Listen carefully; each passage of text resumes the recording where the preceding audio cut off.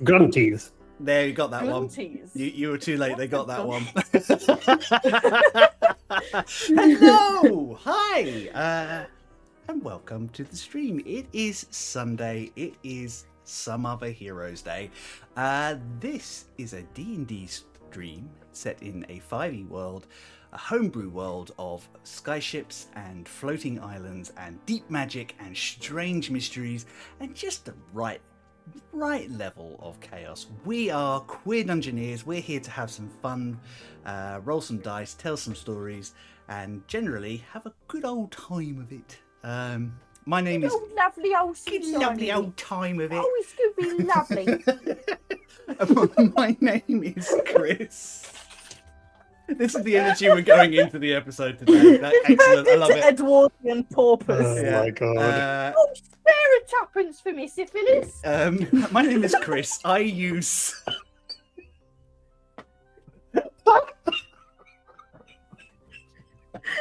Control was never an option. Shall I start again? My name is Chris. I use he, him pronouns, and I have the honour, dubious as it may seem, of being the dungeon master and producer of this wonderful chaotic mess. With me are three very not composed people, and because Charlie set us up with that one, Charlie can go first. I'm not. I apologise for nothing. For exactly nothing. I didn't ask you to fuck. apologise. I never would. I know the answer I'd get. All right. Hi, I'm Charlie. I'm the calm, demure one. I'm the one who behaves themselves, and I'm playing the equally calm and demure and behaving herself. Oh yeah, I'm she/her. And I play Aisling, who is Saw Warlock Satyr, who I adore and is adorable and is crazy. Amazing. I'm going to carry on clockwise as the screen is, and I'm going to ask Wayne if you could go second, please. Hi, everybody. I am Wayne, and my pronouns are he, him, and I shall be playing the bard dragonborn called Rock. Fun fact about Rock: his favourite song is a folk song that Eugene actually introduced to him recently, called "Soldier Poet King." Nice. Now he hums it all around the house. You do know does he know that there's supposed to be three separate people, not the same person in different verses? No, they're all I right. know, it's obviously about him. Yeah, I've never seen them in the same room at the same time. Yeah. Ah, dear. Amazing. Theo, would you go next, please? Sure. Hello, I am Theo. I use they, them pronouns, and I will be playing Eugene, who is probably spending much of his time trying not to have an existential crisis. Isn't that just standard fare for... Yeah, that's not this episode, that's just the game. No, that's just Yeah. in general. Yeah, no, that's That's Okay, just cool, him. cool. Yeah. Yeah. Amazing. Before we jump into the episode, I have a couple little bits of administrative stuff to do. First off, if you're new here, hi, welcome. We hope you enjoy Hello. yourself. Do not worry, I will recap where the story is beforehand, so you are not Oh, good. completely... Fuck. I don't actually need to do it for the audience in general. It's normally for these three, so... Well, two. Actually, Two. these two, yeah, because Theo's notes are immaculate. We have two amazing mods, Feline Trickster and Bespectacled Man, Michelle and Nikki respectively. They are wonderful people. They are there to keep the chat just a little bit safe and the energy flowing, and if you spot anything and we don't just let them know, they will hit it with a whopping great bam hammer. We have some instructions, we have some rules about for first timers. You have to click on something to come in, so you have seen what our general energy is. Basically, don't be a dick. Is the No turfs, no Tories. No turfs, no Tories. Yep. So yes, we have friends around the internet who we absolutely adore. I would like to start today by shouting out the Misadventurers League and Hedge and thank them for having me on board for a 2-part vampire session, which was a lot of fun. You can check it out on their replays, and I think it's already up on their YouTube.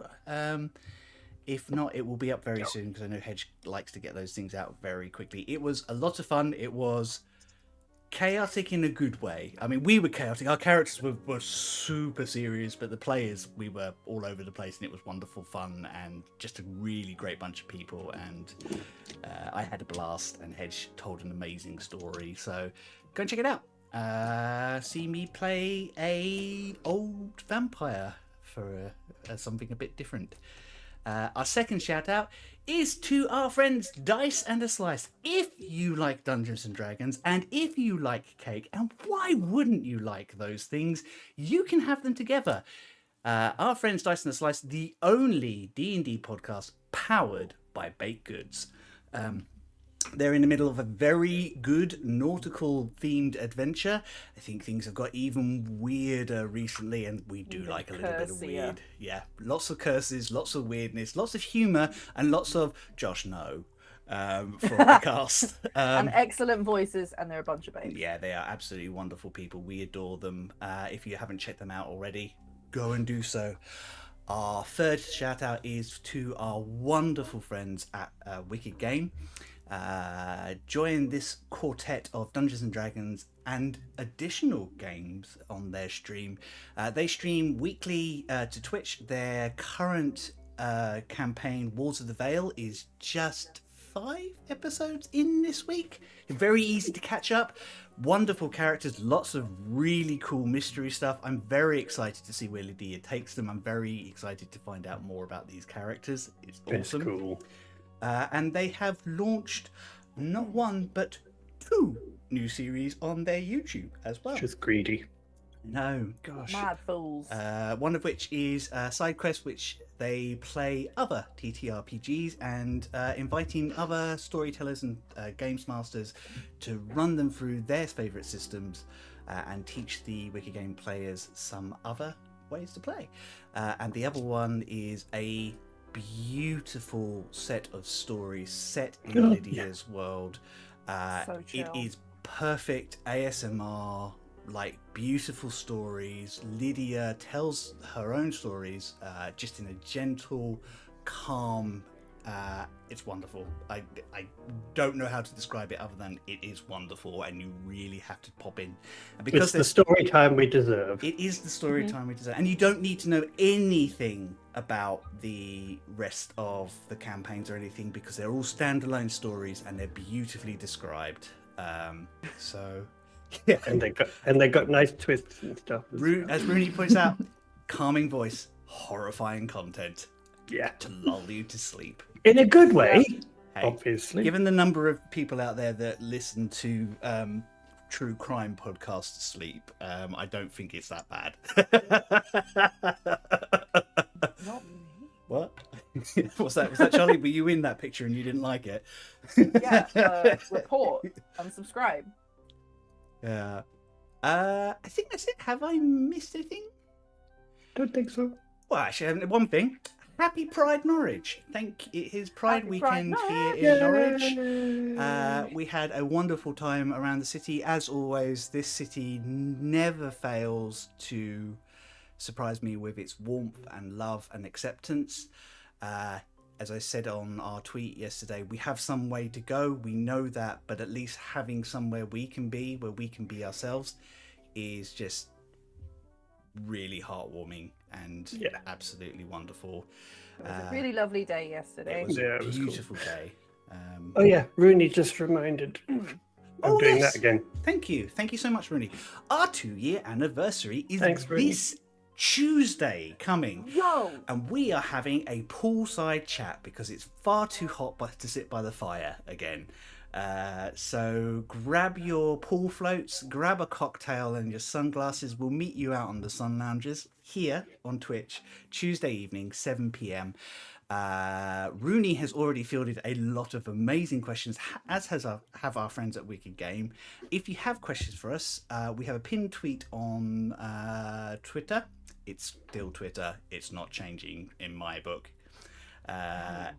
We have a pinned tweet. Oh, there, yeah. where you can add your own questions about the campaign, about the characters, ask anything that you think of. And this week, Is it anonymous or? well, I can see who put it there. Oh, okay. But Aw, on we're putting it in the Instagram ones. this week, I will be putting up a Ask Us Anything. So you guys can drop your questions anonymously and we will get through as many of them as we can. Wayne's like, yes, Phil. Yeah. Excellent. I can ask all the things that Chris will hate me for if he knows it's me. I categorically said I will answer anything I can. The caveat being that I can. And I will be honest about my answers where I can. Can we insight check you? Go for it. He Like, does get to when decide we're if we pass or fail, though. Exactly. Just remember that. I feel like this game was Power weighted comes against from us. within. Oh dear. If you only could, you would insight God. You need to seize the means of insight. Exactly. Rally Hey. forth. She wouldn't mind. Exactly. She wouldn't mind. Okay, lovelies. I think that's all our announcements. All the wonderful people are here and settled in. Shall I drop some titles? Yeah. Let's do it.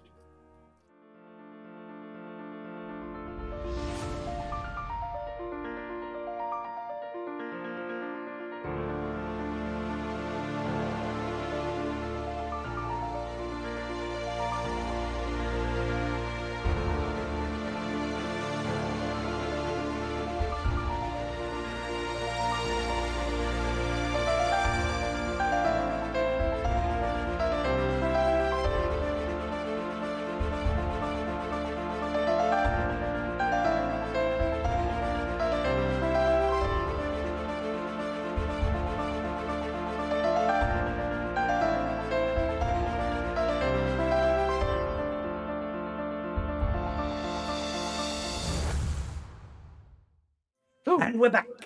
Yay! Previously, on Some Other Heroes, our adventurers have arrived in the Golden City, Nu Doan, home of the elves, the free elves of the Scattered Lands. Collectively and together, they have been met and are getting to know Eugene's family, the Zilmans, one of the moon elf houses. They have been taken around the city by Eugene, one of Eugene's grandparents, the amazing Aramis Zilman, who is a character and a half, and introduced them surreptitiously to several of their friends, calling in some favors and introducing Eugene to possible arbiters to his wizard's, what the friends are calling a gauntlet, which is known in Nu Doan as a harrowing. No, it's not. Don't listen. Successful meetings all round. All of these potential potential arbiters taking a liking to Eugene. Some of them even giving him some advice. The third arbiter was within the court of the Bear King, the Fey Enclave at the base of Nu Doan, this floating city. A chaotic and beautiful party was had. They met the Bear King himself, a much larger than life character, both physically and in terms of presence. And they talked to Stone, who revealed that she had expected them to arrive. This strange Ganassi druid revealed to them that they were fate woven, title which had been bestowed upon them before, but she revealed that actually they were in the Deck of Fates, the mystical arcanum that fate weavers and fate readers and clairvoyants use to read possible futures and outcomes within the world. Stunned with this knowledge, they also moved on to talking about hags. And Stone revealed the name of several key figures, including the mysterious Magpie Queen, who was suggested as a possible point of gaining information for the party.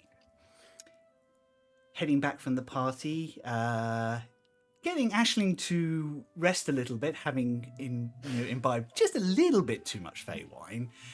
Beer in! I'm not drunk. They settled in for the evening. I love you. To be interrupted by Sadia, who asked if they would like to see the transference, the magical effect where the city moves from one location to another. Taken to an observation deck owned by the Moon Elves, the party got to watch the strange mystical event, dripping like stars, finally realizing where the Golden City goes, transferring through the mysterious way, the space between worlds, where they have gone themselves in order to try and save the scattered lands from its eventual fate. Appearing on the other side, Rock was met by a night elf, a gentleman by the name of... Samadia. That's it. Who I made asked... a note. who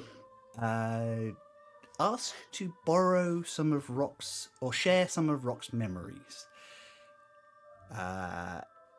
The elf in question had telepathic abilities not dissimilar to Rock's, and delved into his childhood, focusing on the wards of Rock's house.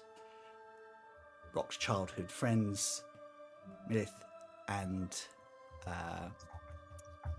shoot, my brain today. Delilah. Delilah, thank you. See, told you. Theo, perfect notes.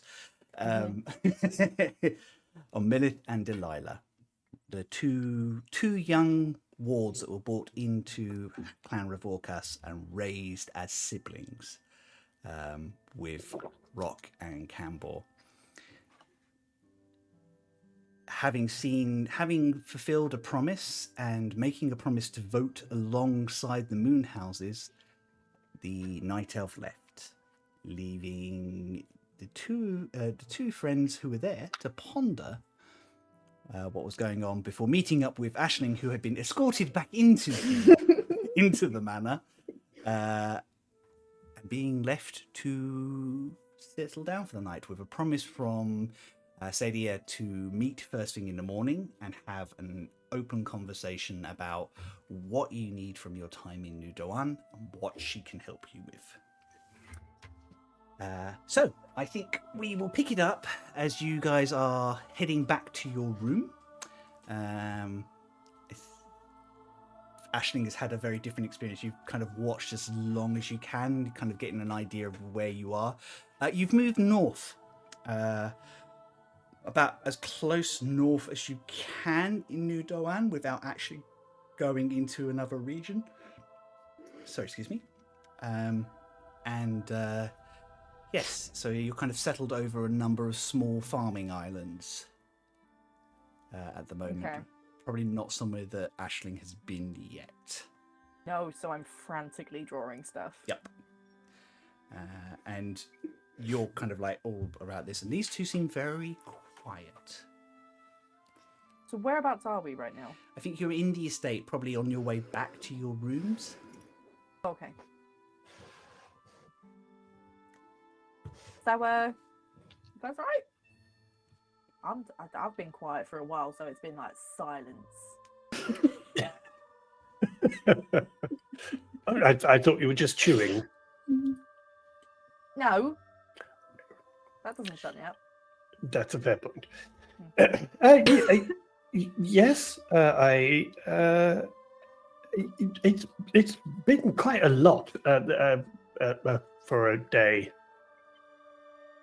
Yeah, I mean, Yeah, a bit. What happened while I was not around? Oh, just shared some memories with an elf who apparently has. Purpose? Yeah, no, it was requested. Do you remember the thing we heard about the kit being delivered safely? The Mm-hmm. whole kind of sneaky sort of espionage type things. Yeah, well, I think we just met the kid's father. Oh. Hmm. Oh, okay. I don't think that's who he was. No? No, he said he was looking for his brother. Did he not? Well, yes, but I don't know if that was true. And my mother Maybe. said, Do you think it was? or maybe it was Zadia, said that the child was delivered to their father in the Empire. Oh, I must have missed that part. I really should take better notes. Well, to be fair, you weren't there, so. Well, exactly. You should have taken better notes and told me then. So. Just did, but okay. Well, I suppose that would make more sense then. Yes. Yes. Basically, the implication that I think we got was that that child has been delivered to someone in the Empire, and he wanted to know what it was like for children growing up in the Empire as a ward of a house. So, So it wasn't like sneaking on you in particular. no, not at all. It was more about the people who grew up alongside me in the house as wards, and they were very polite and asked, and also offered to, be very supportive of us should we need their help going forward, and was also very, very emotional. So What did you show him? well, nothing. I just showed him what it was like growing up there with Campbell and myself and Millith and Delilah. It's the And Empire, though. So, what did you show him? Something real horrifying? okay, but ridiculous. We were No, children. I think, Aisling, I think they were happy Oh, crying. oh, Like, that's good. or relieved, maybe. Is the better word.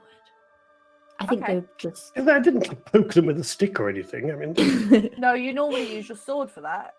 only if they're dead.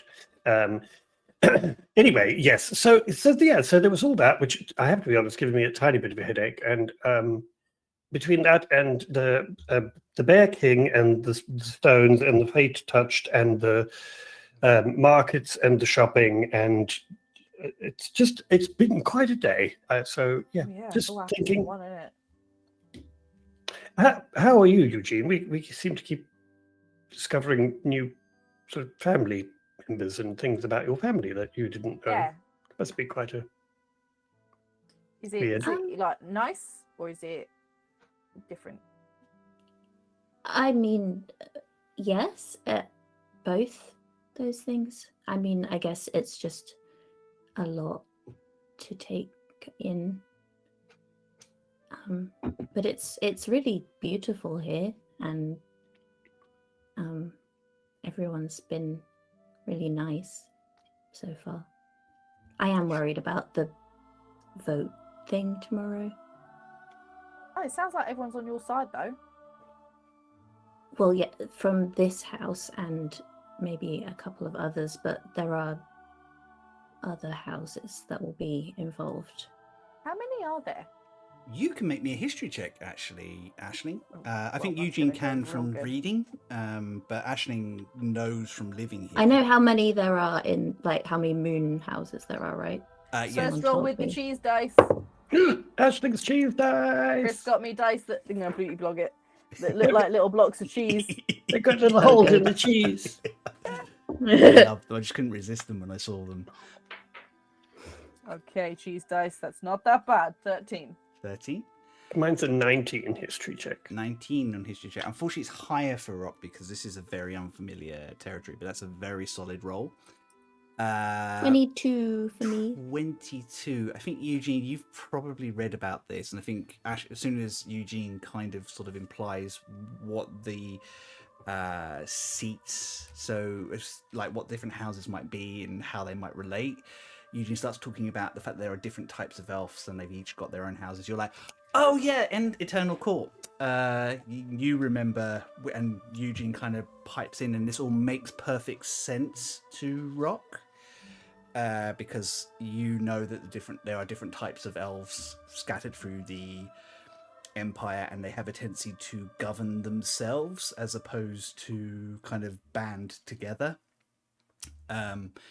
There are in Nu Doan, there's the Eternal Court, and there's a seat for each of the elf kinds there are. So sun, moon, night, shadow, earth, and so on. Plus an additional seat that was added to represent the Fae, which is the Bear King's Court has a representative there as well. Nice. So there's a seat of sun, seat of moon, seat of night, shadow, star, earth. And then when Eugene gets into sort of particulars, you remember that there's 2 other seats that sit empty. One of which is empty in honor, which is the seat of sea, which is a species of elves who are lost. And the seat of wild, which is a space that's scored. And you kind of know this from reputation. Apparently there is a seat there, but it was broken deliberately to represent the elves severing tie with the wild elves of the Feywild, who betrayed the world in the last age. Oh yeah. So they're one of the few, like some of the Fey did. They turned and sided with the AL as soon as things got a bit dicey. And they've never been forgiven by their elfkin. So how many of those houses are actually votes, though? How many votes are there? With the representatives of the Fae, 1, 2, 3, 4, 5, 6, 7. Okay. And each of them have their own agendas and goals, and focuses and attitudes to the rest of the scattered lands. So the representative in the Eternal Court for the moon houses is my great-grandfather, is that correct? No. Oh, I thought they said he was on the Eternal Court. No, he was. They needed to petition the Eternal Court for you to see him. I see. The person who sits on the... And then as soon as... I think Aisling knows this, is a woman called Taletta Halthia, who is actually Eugene's grandmother. Ah, right. Why do I know that? Because you remember his grandpa mentioning her the day, but like during the day, a couple of times. Your grandma Taletta. Yeah, what? Sorry. Sorry. Healthier. Taletta Halthia.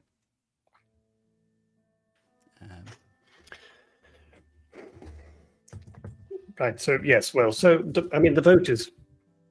The vote is just to let us. Well, let you talk to your grandfather, really, or see him, isn't it? The vote is to give me access to the court, right? So you can address them and ask them what you need to ask them. So basically, if they could just refuse. Well, coming here would be a massive waste of time. Not at all. We could just do it anyway, right? Well, let's not say that out loud in their company, but we've come here to meet. Just do it anyway. Yes. Okay. Remember, I can do.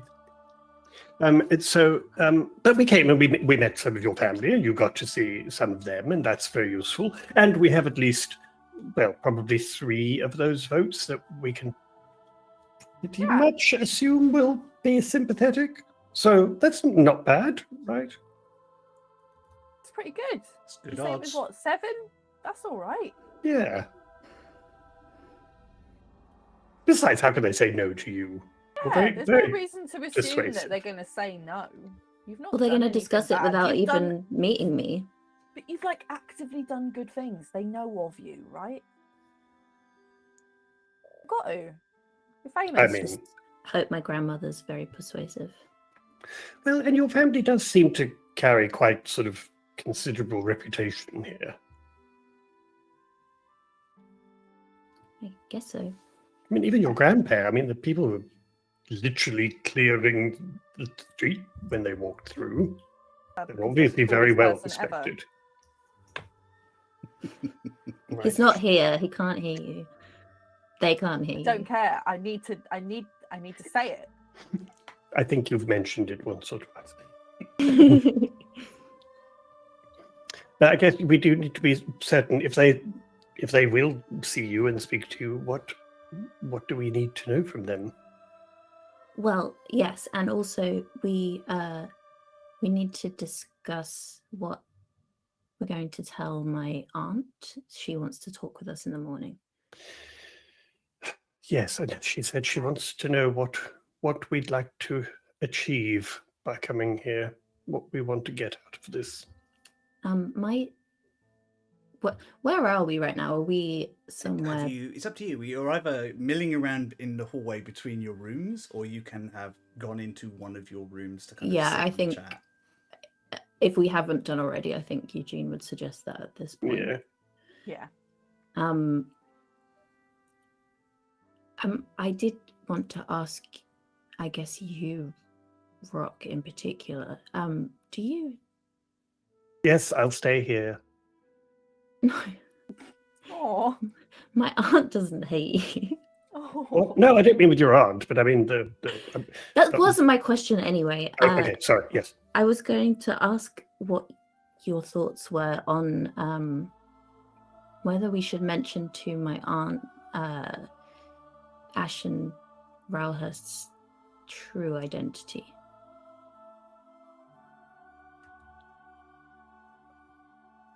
I would not, to start with. Okay. I think it depends on what we're asking. If we get to a point where we're trying to impart exactly how serious this is, then perhaps we could share that is what we suspect. But that name alone is enough to derail things into quite some emotional and volatile discussions. Yeah. So while I would personally rather not lie to anyone, because I don't think that would serve us at all, I do think that I would be cautious about throwing that name out. I mean, I was mortified even hearing the name.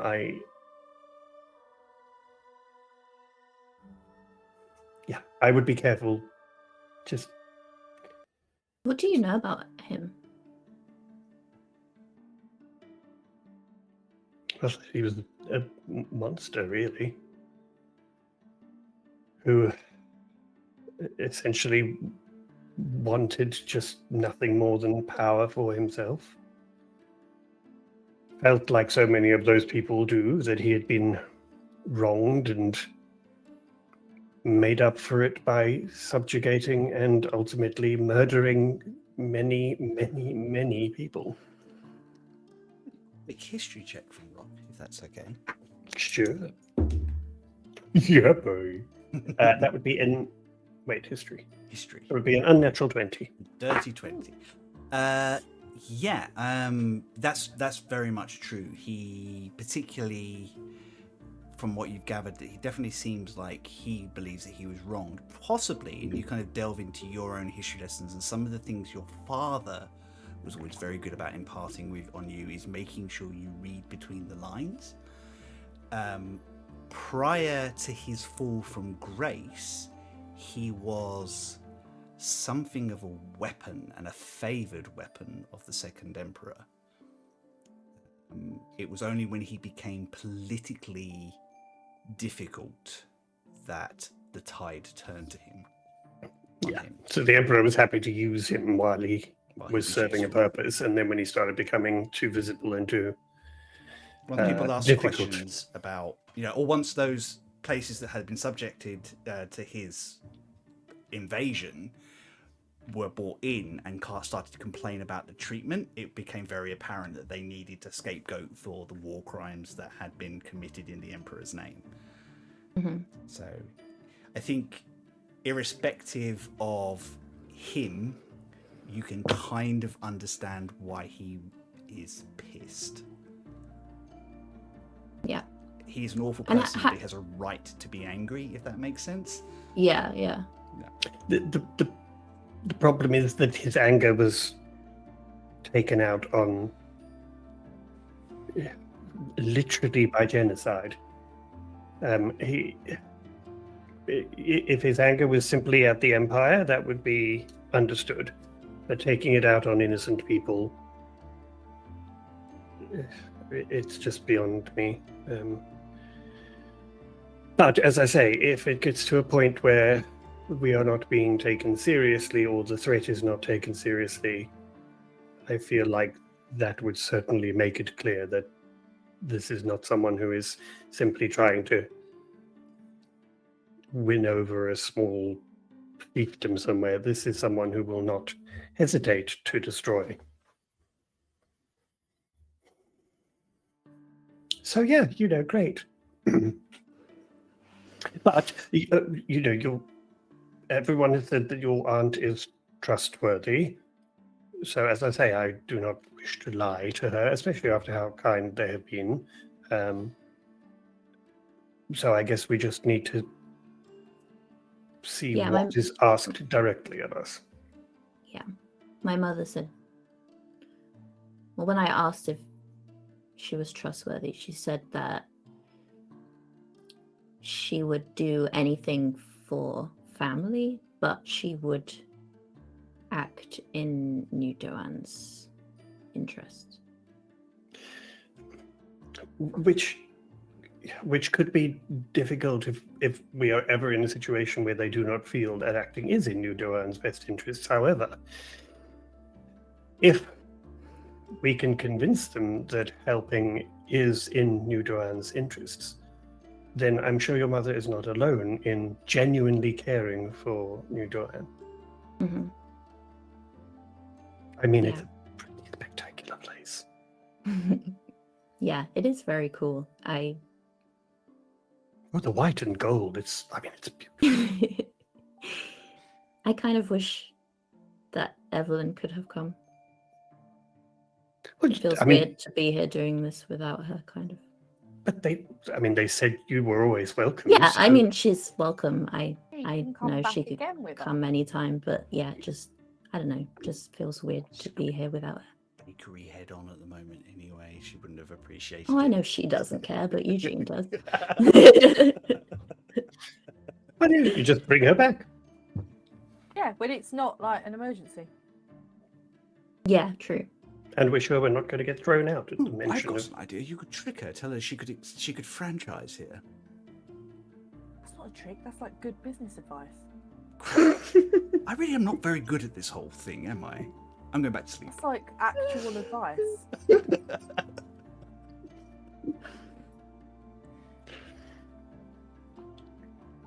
Right, so the other other thing, by the way, is that even if they do throw us out here or whatever, they don't Why want are to they help. going to throw us out? Well, no, you just said if they just dismiss us and they don't want to let you... one of the main reasons we came here was for your gauntlet thing. So there is...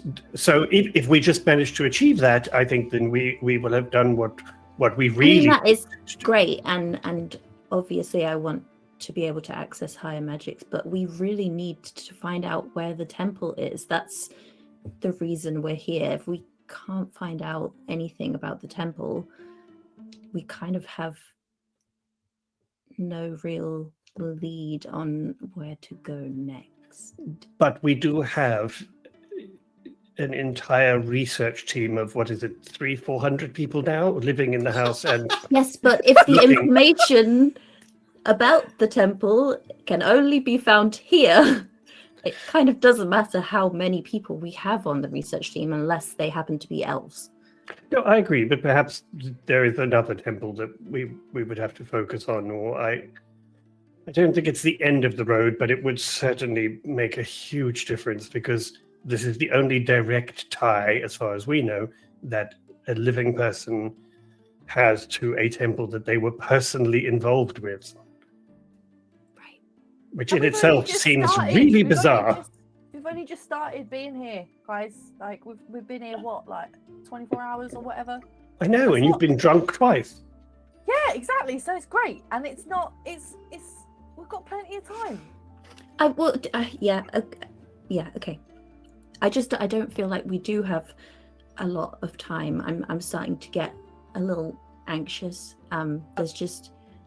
I think Aisling and Rock can remember that the message you got from the Allcaster is that they are very confident they can hold it for around For a year. Yeah. Yeah.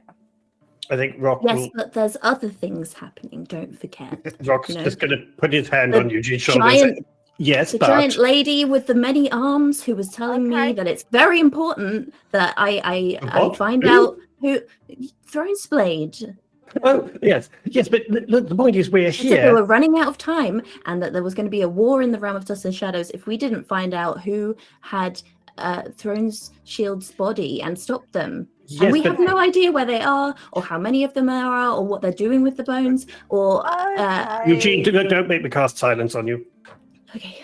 I'm gonna Fine. use Now, first of fucking all- whatever the hell to make some lavender Aisling. smell. I can't remember what that So, cantrip is. press but the I've done digitation that. should do. Eugene, Yeah, can you lavender. Eugene, can you quickly make a wisdom saving throw? God. Oh, Is she's Alabaster going to trying throw get demons past at her the butt. firewall? Wisdom saving throw. That is an 8. I'm back on 4. You suddenly, although the facts and the events that you're talking about are coming out, you feel a little bit more emotionally removed from them. Aisling, you look down to your left hand, and you can see just like a little sort of shadowy glow dissipate on it. There. Hey! And just in your head, you hear, there. Absolutely can't be thinking through this on a panic mode. What did you just do? I just calmed him down a little bit, that's all. He can still think straight, he still has his own mind. All I did was just calm him. And Okay. Eugene, know you you did that? recognise you've probably encountered this spell in your research before, so... Sorry, Eugene, that wasn't me. What? What do you mean it wasn't you? Alabaster kind of did a thing. Without your permission? Yeah, I'm like rubbing my hand on my leg trying to Do get we it need off. to have a talk with him about consent? Yeah, Yeah. I mean, he is in your brain. Did he ask you first? No. how do you know if it was in your... Anyway, I don't want to open Anyway, that up. let's not go there. Anyway, Well- Eugene, the thing is, we don't know any of those answers until that conversation and that vote has happened. So until then, we know neither whether we're going to have their help or not, or even whether it's going to take us a year or a day. So until then, I suggest you spend some time with your family, and we enjoy being in a legendary city that, quite frankly, I never thought I would set foot in, except possibly one day as a prisoner. So, Right, now you're starting to spiral. Okay, no, I'm not. both of you, take a minute. I'm not spiraling at all. I'm It's fine. magnificent. Yes, well, now you're fine. You're stoned. That's what Alabaster did! Okay. Just a little smoke and pass. I love the idea. Alabaster just did this Like, at Eugene. 420 somewhere, babe. Okay, yes, you're right. We should probably just get some rest, and Yeah. we can talk about it with my aunt Yeah. tomorrow instead of wildly speculating. It doesn't help Yes, anyone. yes, Yeah. because it will. Yeah. If you're anxious, whatever things you do will be worse. So, if you try and do them in a chill way, they'll end up better. Now he's stressing out about that. Just a quick question. Your gauntlet thing, just so I know how this works with wizards and stuff. So, is this like that you get like a license to do more powerful things, or how does it? It means I am allowed to learn spells of 6th level and higher. And what happens if Whoa. you sort of don't take it, or? I mean, I can continue to cast magic. I just won't be able to learn any higher level spells. so it's kind of like moving from like your learner's license for cart driving to the full. Yeah. Driving. Got it. Yeah, you can have 4 horse-powered cart instead of. Is your provisional like a wheelbarrow or something? Bicycle. It's a bicycle. That's it. Okay. Well, I mean, that's So, I mean, it's not like you're going to be a danger to yourself if you just sort of don't do it or anything. No, but if I don't pass, that does mean that they think I am a danger. Well, and then you'll just do it again sometime in the near future. That's all. Ashley Yeah, does end I up thinking suppose to so. herself, like, that's pretty fucking sick. I'd want to be considered a danger. Oh, wait. You're always I think you already danger. are. I think most people who've met you, Aisling, feel that way. They use the word liability, actually. I think that's sort of the same thing. Yeah. It's a polite way of saying you're dangerous to yourself and others.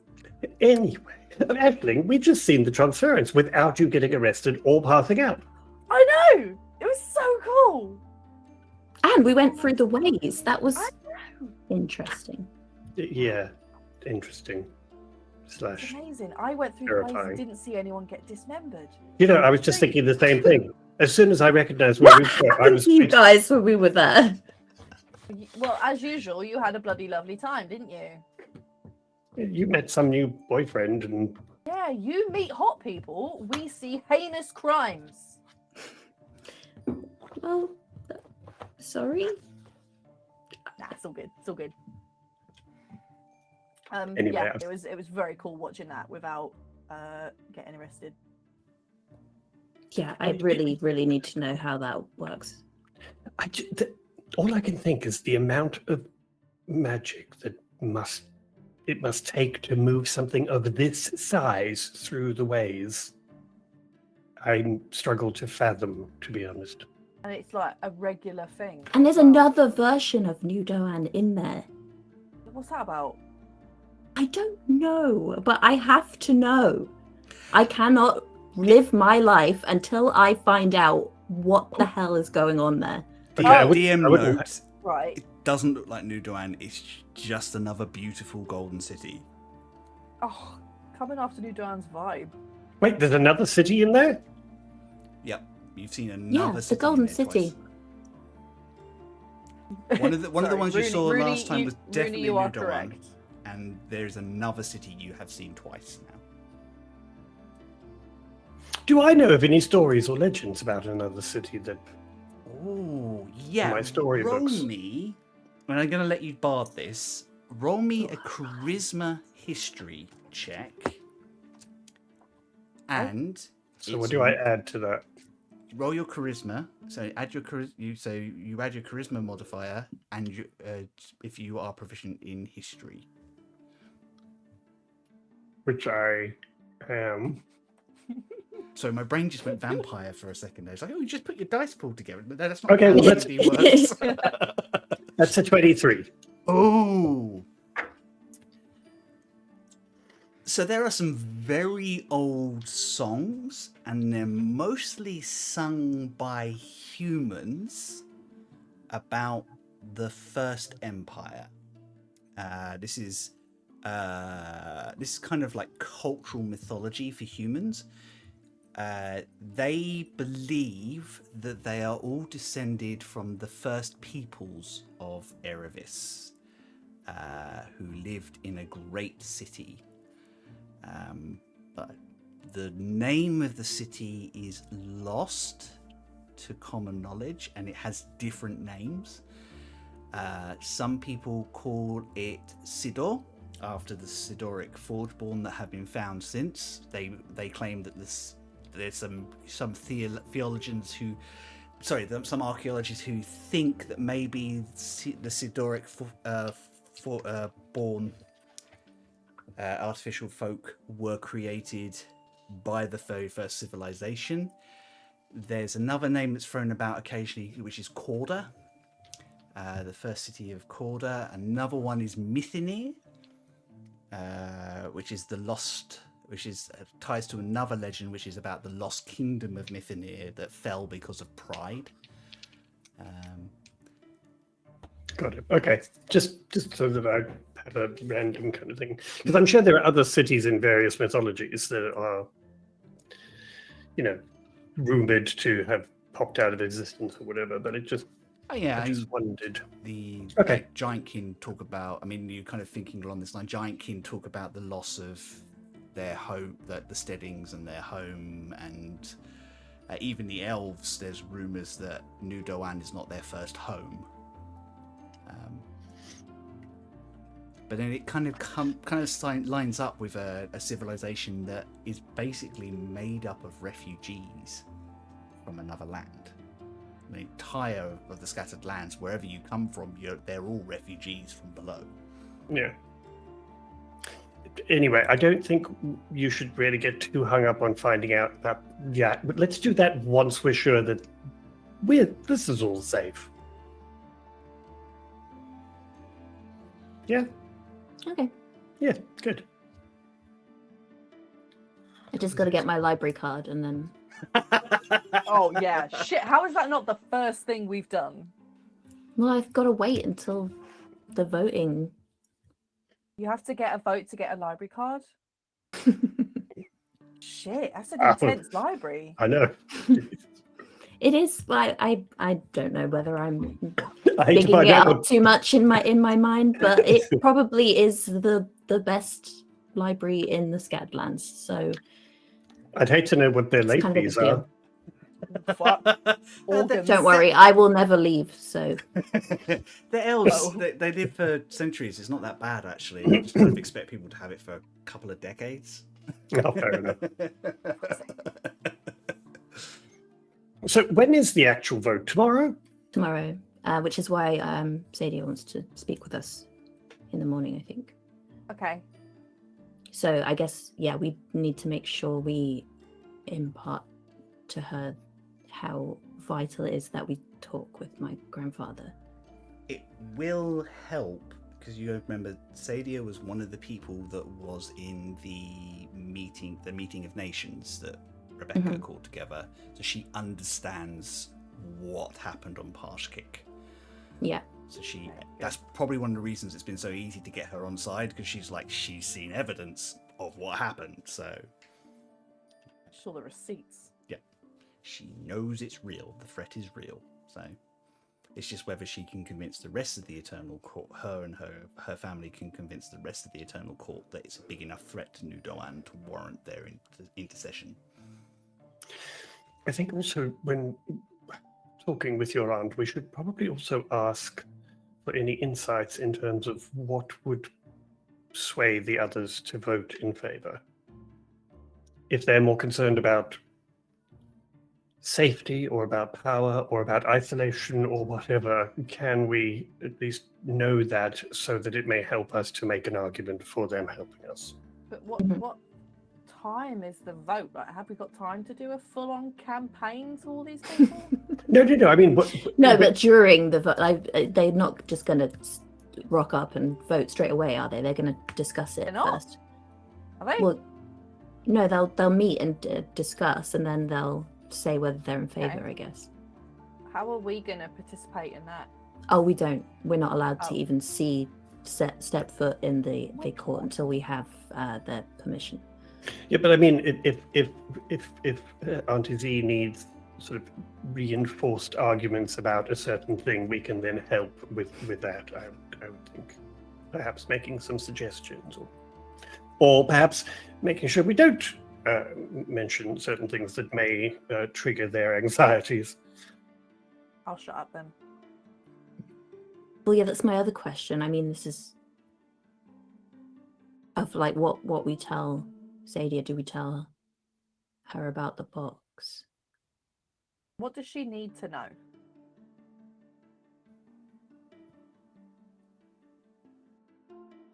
You don't know what she's going to ask, so what Yeah, do you have to tell her? That's the question. So I guess that I am of the mind that we leave that decision to Aisling and see what happens tomorrow. And if you feel, I think it's probably best for us to tell Zadia as much as we can, but I understand if you don't trust her. Well, I mean, you can tell her about me. I don't mind. If she comes to get me, I will fight. Oh, you've learned what consent is now, huh? What? No, it's all good. Can what now?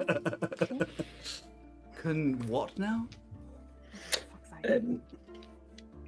Well, as I said, I'm probably gonna play it by ear when we get there, Yeah, I think that's a good plan. rather than go in with tons of information just flowing. Gonna see what is actually necessary. That'll be a first. What? Also, not entirely sure what she already knows. So Yeah. we'll have to see. Yeah. Okay. But here's one question. If they're... Why should they help us? I mean, really, why should they help us? Because, as they have pointed out, they're on their floating city. For all we know, it may stay floating if the sky shield disappears. So, Well, I guess they don't know that for sure. No. It could affect Nu Doan. We have no idea what would happen up here if the sky shield fails.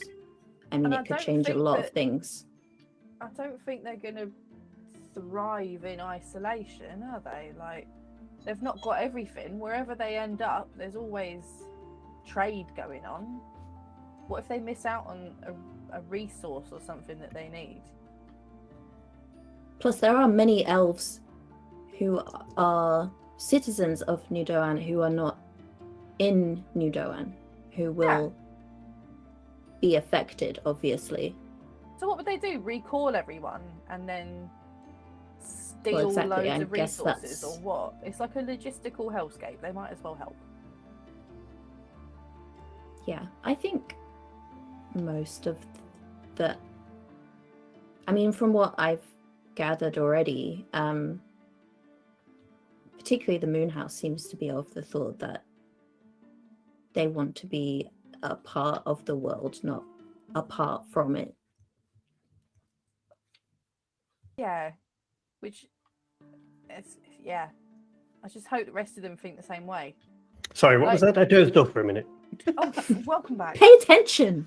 Yeah, God. They were just discussing the fact Chris? that there were elves from Nu Doan not on the city, so just abandoning them like that is difficult. They would have to recall and everything, and that's, a problem in itself. Yes, Charlie. Is there any role I could do because I've done a lot of traveling and heard a lot of things, is there any way I could work out or remember any particularly isolationist societies that have just failed? I think it's going to be a history check, and I think because it's that sort of academia that's kind of recall as opposed to Very Aisling's academic. Aisling's sort of more survival approach. That was a 2. So Two. we're good. No. But then, to be fair, I think you're probably thinking, well, everybody in the Scatterlands is pretty much a surviving society. Like, we've had to rebuild from nothing. The scraps of pre-ascension. Yeah. Okay. Yeah, I think Aisling's counter argument is still going to be that isolationism doesn't work. Mm. Well, I mean, the bottom line is, despite its self-sufficiency, Nu Doan does still trade. So obviously, not everything is possible on its own. Yeah. So I think there's perfectly good reasons that aren't just, oh, go on.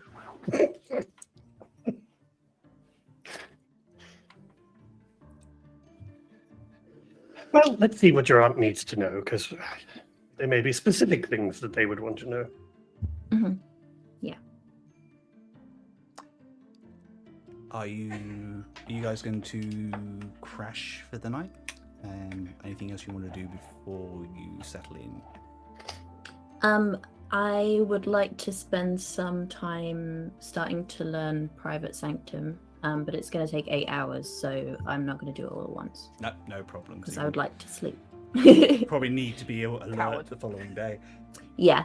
Yeah. And I think at some point after that, Eugene comes to knock at Ashling's door, like kind of late at night.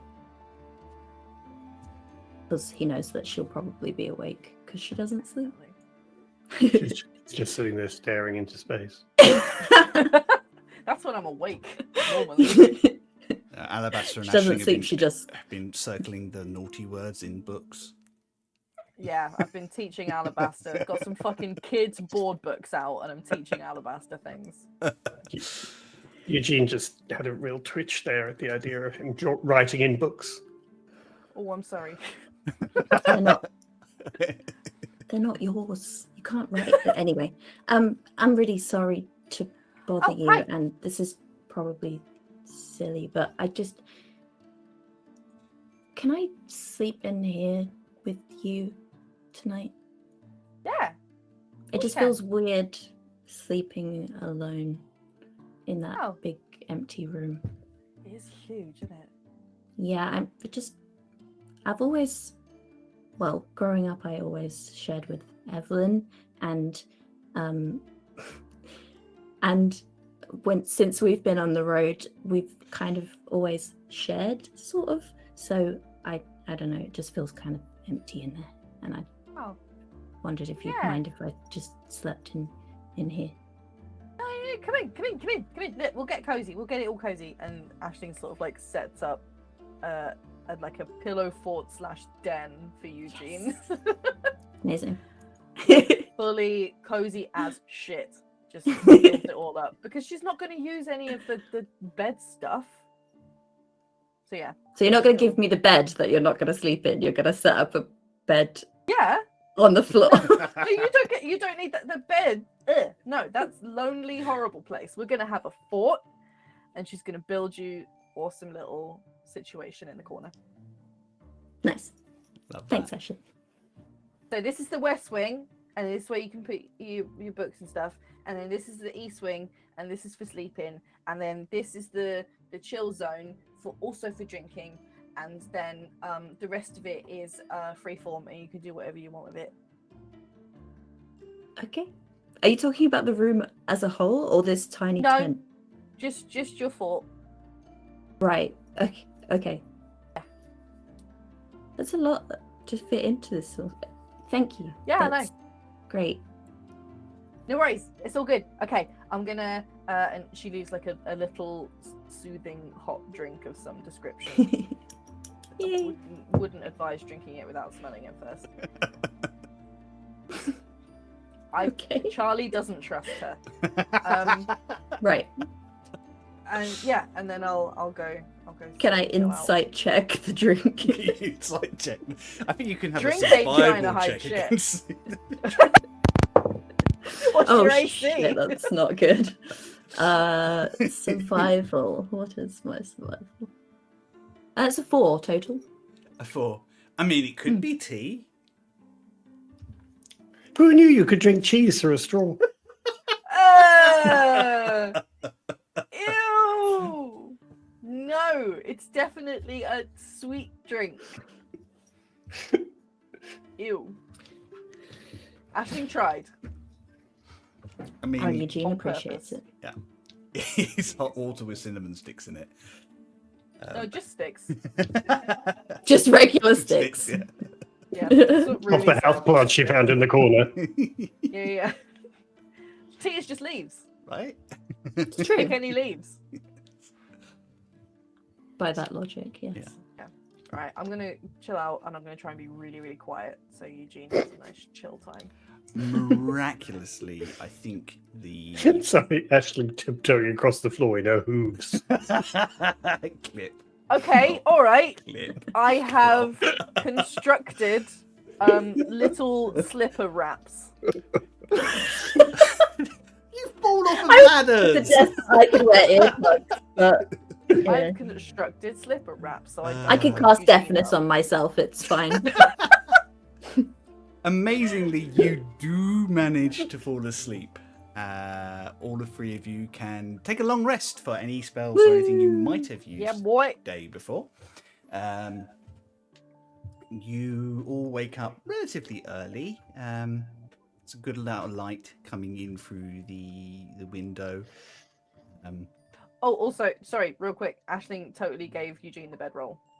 Oh, okay, so you can have a d6 from Gadlock's bedroll. You all wake up. Well, Aisling is already awake. Usually you wake up in time, and Rock, I think you wake up a little bit later. It's quite nice to have a comfortable sleep in a comfortable, safe space for a change. After a little while, I think once they hear you moving around, there is a gentle knock at the door. And Ryo, the attendant, your aunt's attendant, kind of pokes their head in. The man with claw feet throwing foot shade, even though he's got That the same just as really made me laugh. Trying really hard to not laugh at chat. That is utterly That's too brilliant. Oh dear. Nikki, where is that banhammer? Yeah. Michelle, take him out. It's disruptive. I love it. It's brilliant. Sorry, Ryo, the Georgian bathtub thing. Ryo pokes his head in after you acknowledge. Forgive me for the intrusion. If once you are ready, her ladyship would like to meet you for breakfast downstairs.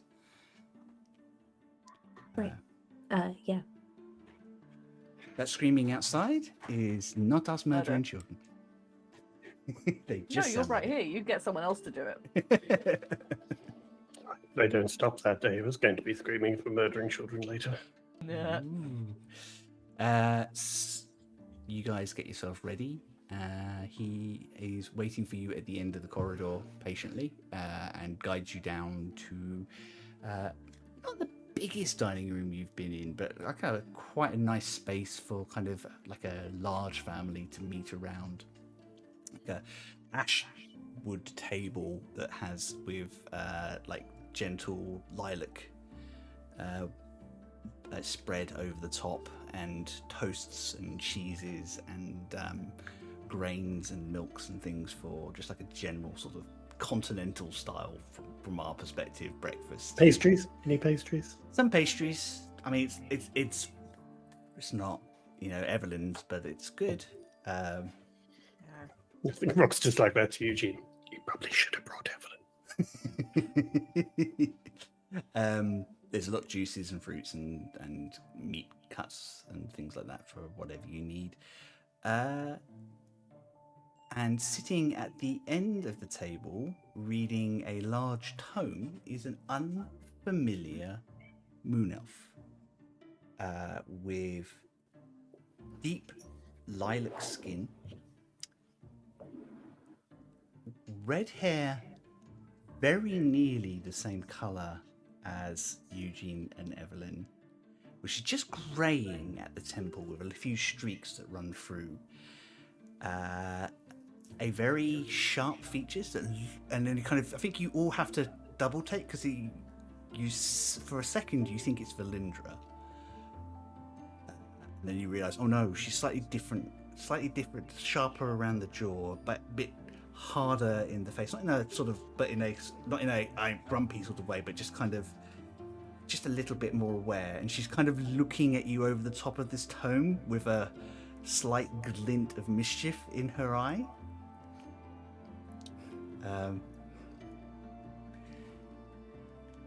Well, aren't you going to come and introduce yourself? You are staying in my house, after all. Oh, yes. Sorry. It's really nice to meet you. I'm Eugene, and this is Rock and Ashling. Hi. And do you have anything nice to say to your grandmother this morning? She just closes the tome and pops it on the end.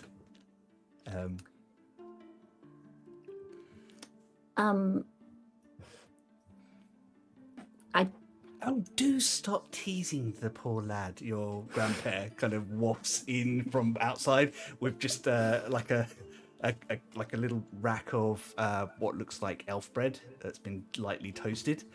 And leans down and gives her a peck on the cheek, and then runs past and scruffs your hair a little bit, as he goes past. As they go past.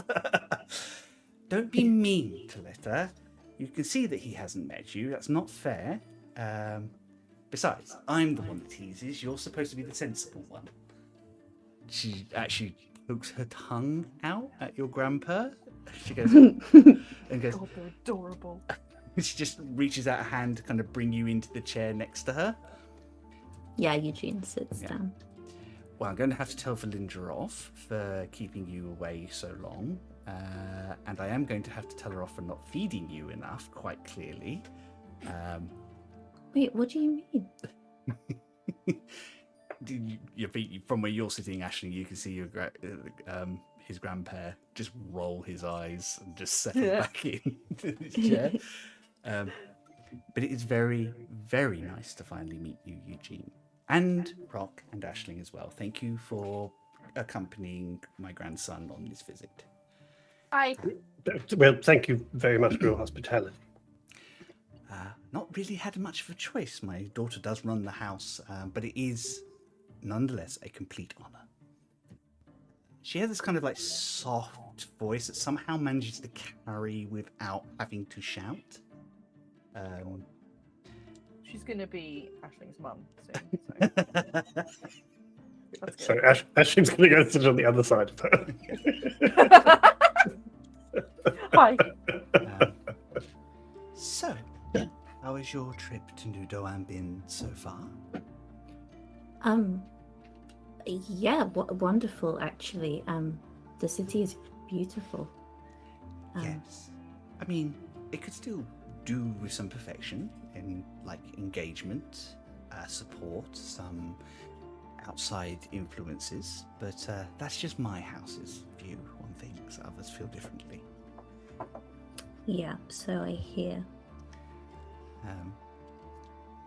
And actually, I understand that you have done work for my daughter before, so you are a Nu Doan citizen, freshly returned. I don't know about citizen, but yeah, I've been around here and I've done work, and yeah.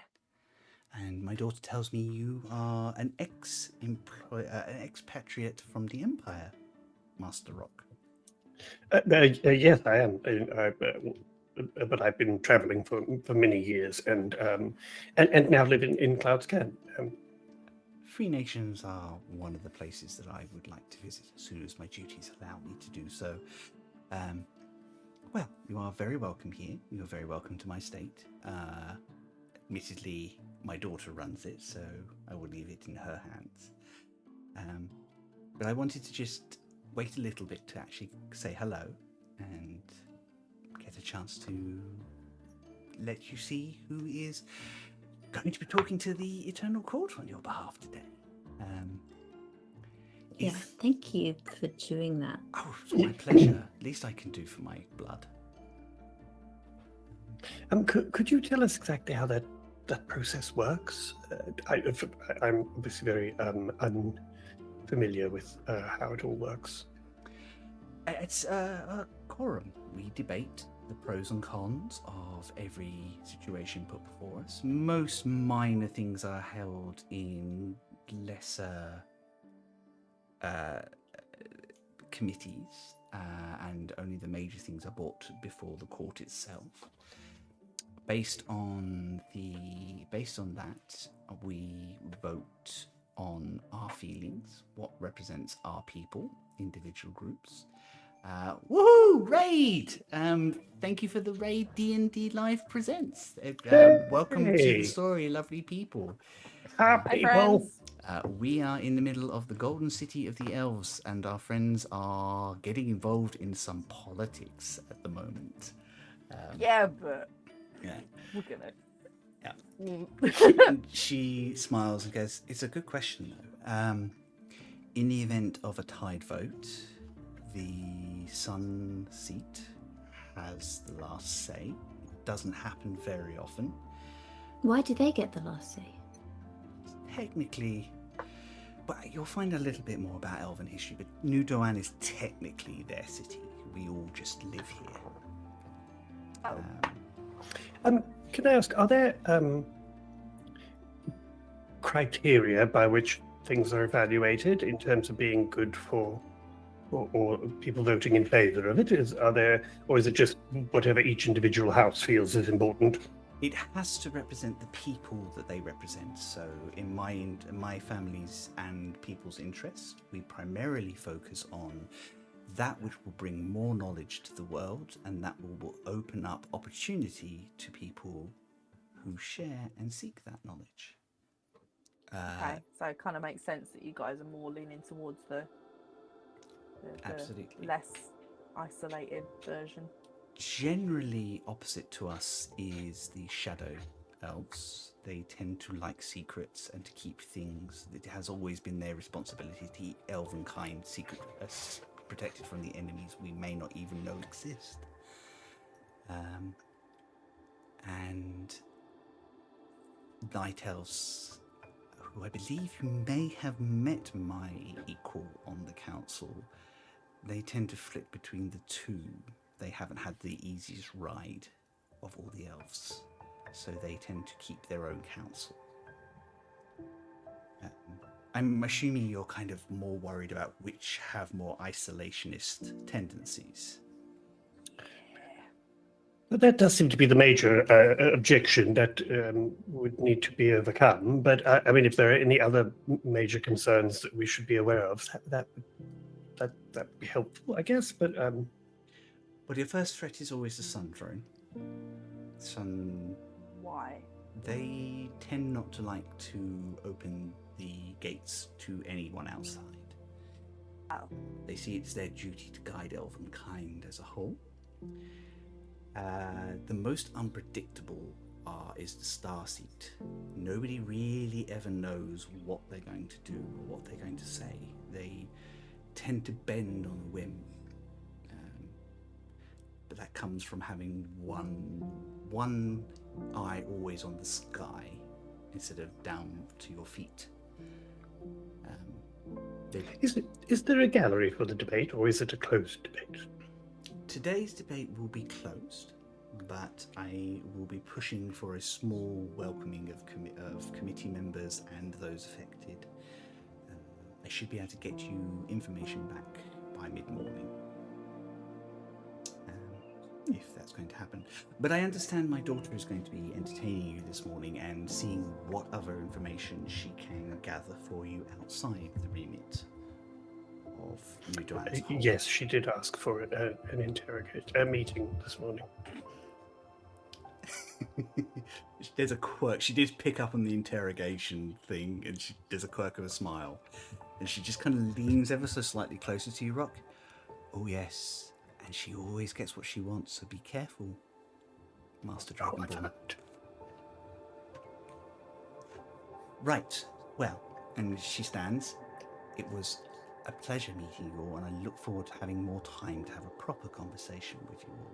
In the meantime, I must leave you in my family's care, and I will start work on doing what I can. Before she leaves, she was reading a book when we entered. Did I get to see can I have a look at what it was Mm-hmm. while we're sitting down? Yeah, make me a quick perception check. The Daniel Steele novel. 19. It's called 50 Shades of Lavender. Oh! That's my grandmother you're talking about. Actually, it is a book of romance poems. Filth. Oh, So she's quite clearly she's relaxing, or she was relaxing before. Absolute filth. So yeah, she tucks it under her arm, and she smiles and just gives you a little nod. And you, she says to your grandpa, do not get under Sadia's feet today. He just leans back and goes, I have no idea. Oh, they lean back. I have no idea what you mean. I was a delight. I'm always a delight. Sure you were, she says, and she just smiles and leaves. Aisling says goodbye way too loudly. Bye! Thanks, it's lovely to meet you. I love you, bye.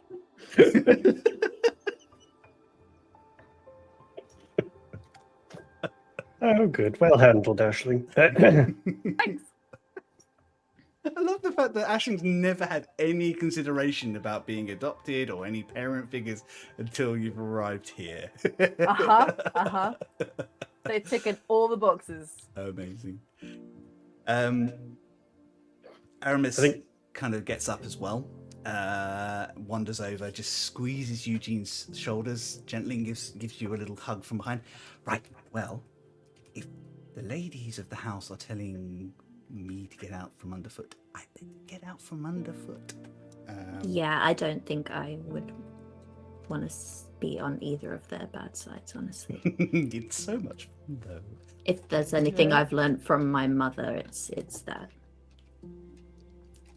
she's, well, you know, she's kind, but yeah, I definitely try to avoid being on her bad side.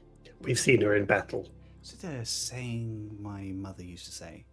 Oh, yes. Just because steel is covered in silk does not make it any less strong.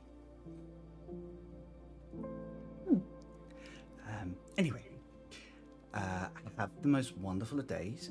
Good luck. I will be quietly whooping from the gallery for you. Don't actually whoop. They really do throw you out, no matter what your position is. Really funny. Funny that. Might be why they asked my wife to sit on the throne, the seat instead of me. Anyway, good luck. I know you're going to be fantastic. See you soon. And they head off out with a little swagger, and you can hear them humming loudly as they kind of get further down. Bye, baby, bye.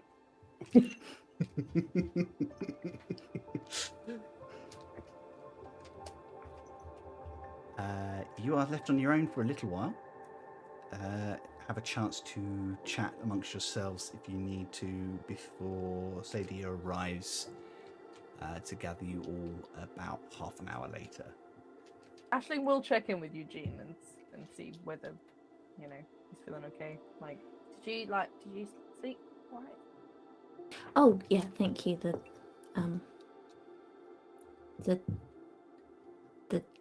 what was it you called it? A den? Fort. That's it. It was very It had fortifications. See, that's the difference between den and a fort. Oh right. What were the fortifications? Well, let me show you. So she gets diagram out. It was me, wasn't it? I was the fortifications. No, you were getting no. But like you slept all right though, right? Yeah. Okay. Yeah. And is you feeling all right today, or? Yeah, the usual, I suppose.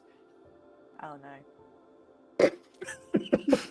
Wow. What's that supposed to mean? Well, that's normally like your baseline of anxiety is quite high. Yeah, well, I'm used to it, I guess. Oh my god, poor Eugene. There's only so much anxiety one can have. You go all the way out the other side and back into brave again. And then through to narcissism. That's not how that works. But no, thank you. I'm doing okay. Okay. Cool. And just like, yeah, any little comforts or whatever that we can do, even if they sound really silly to you, just like tell us anyway, because we'll do them. Thanks. It's cool. Also, you don't have, none of this is on your own. So anytime you need us to jump in or help with anything or suggest anything, or even if you just need to take a minute with us and talk through something, just do so. Or if we like put you in between a hug between the two of us, and then we like squish you. That sounds pretty good, actually. Do you want to try it? How do full that of now? breakfast are you? Oh, not very. I mostly had coffee. Okay. Yeah, but Alright, cool. Don't Rock, squeeze come hard here. enough. Lock Yeah. arms. Rock, come here. Lock arms with me Yes, here. all right. But Right, don't squeeze so okay. hard his breakfast comes up. Okay, he's only had coffee. It's fine. All right, ready? 1, 2, 3. Squeeze. You two make me a strength check. Okay. It's a non-lethal strength Yeah, check. I was going to say. I'm trying not to hug too powerfully, so can I do an anti-strength I'm check? just kind of going for general sort of hug vibe here. That's Okay. all. All right, I got a 12. And I got that a feels like a good solid hug. I got But a I get 13. pressure, right? Yeah, it's a nice pressure. Yeah, it's not too firm. Ribs are fine. Yeah, nothing pops. Nothing pops, nothing That's cracks. reassuring. But you get put in a little squash for a bit. You know what? That was actually quite nice. Yay! Thanks. All right, amazing. Noted. A little bit after this is when. No, the Brock hasn't let go yet. Oh, Oh. Okay. Brock's just standing there. Ashley switches around. Zadia now, comes puts in to get Rock us, in and a we're all cow just press. hugging. Best We're fine. We're friends. grown-ups. We're perfectly professional. I think she does come in around about this time, and she patiently and quietly waits just around the corner for you to finish. Don't look. No, she's got kind of angles herself so she can see your reflection in a little mirror, and she waits until you break apart, and then she kind of steps in, coughing, and goes, "Sorry to keep you waiting. Oh, morning. Hi, hello. Have you all had enough to eat? Yes. Excellent. Grab yourselves a drink because it's going to be a busy couple of hours, and follow me, please." Oh, yeah, Ashley okay. grabs the biggest mug she can find. Yeah, I'm grabbing coffee. In fact, I might just Mhm. grab the whole coffee jug. She's Yeah. got a cafetiere with you. I just bring in the whole thing. I'm bringing the urn. Unplug it. Bring it out. She leads you through the estate, back towards where you first met before, and it's a little bit further to a private office, which is she unlocks by weaving a little rune in the air, and the door opens, and she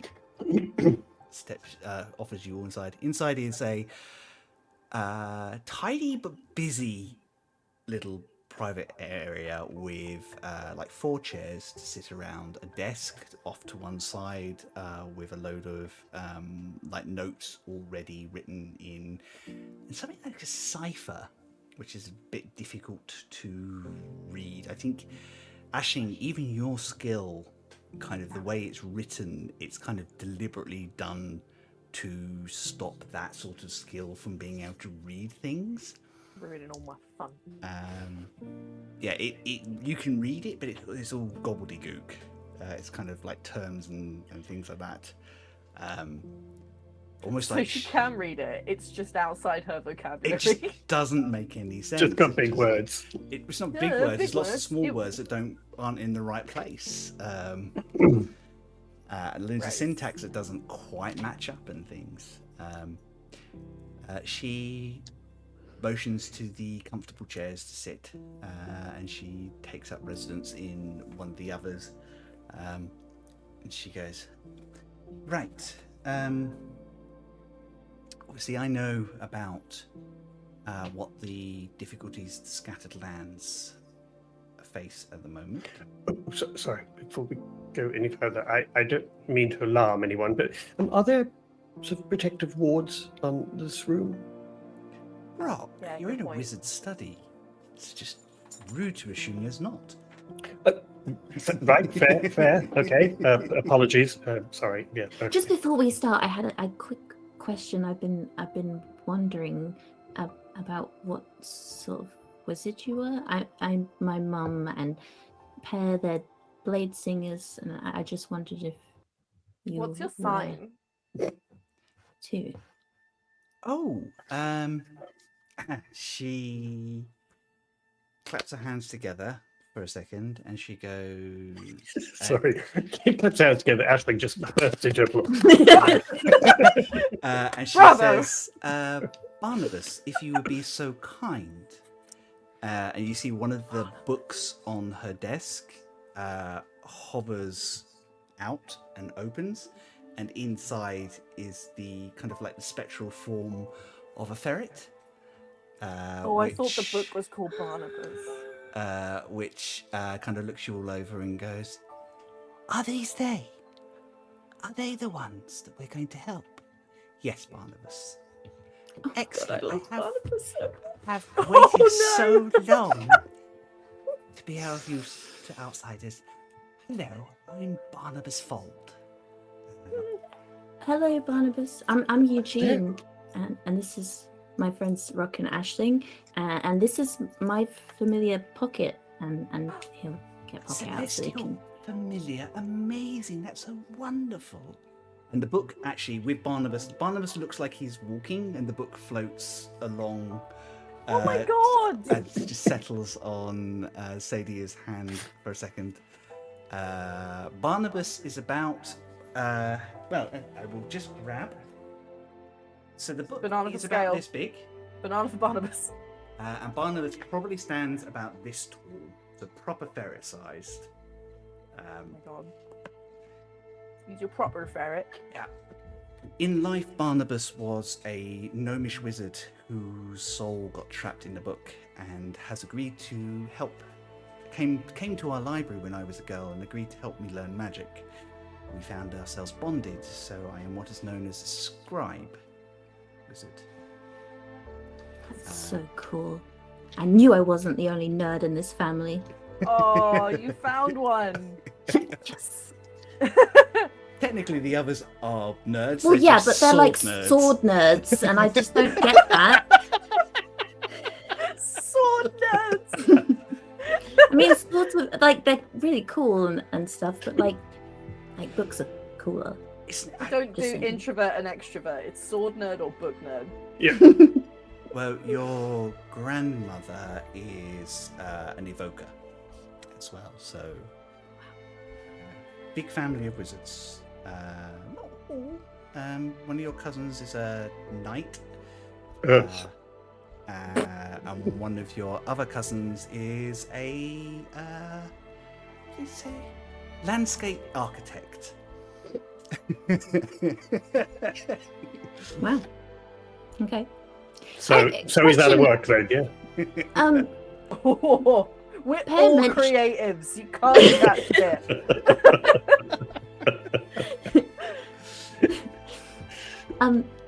Per mentioned that I have cousins, and they said there were three surprise cousins, like myself and Evelyn, and then there was one surprise, well, not surprise cousins to them, they're Normal. surprise grandchildren, but also that there was one not surprised. So does that mean I have a cousin inside the city? Yes. Oh. Your uncle has been married twice.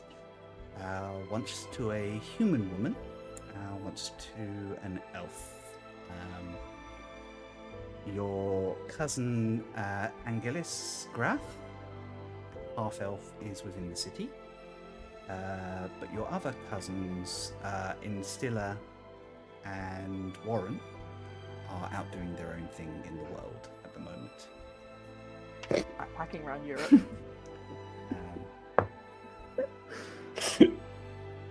And Angelus has 2 children of his own. I see. But they are with their mother in Ashur.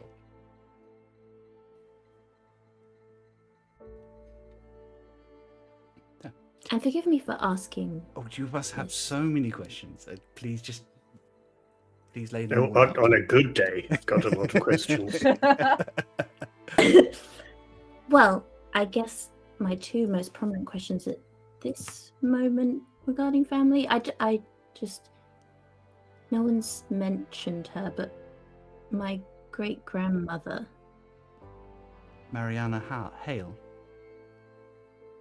Yeah, what happened to her? She passed on.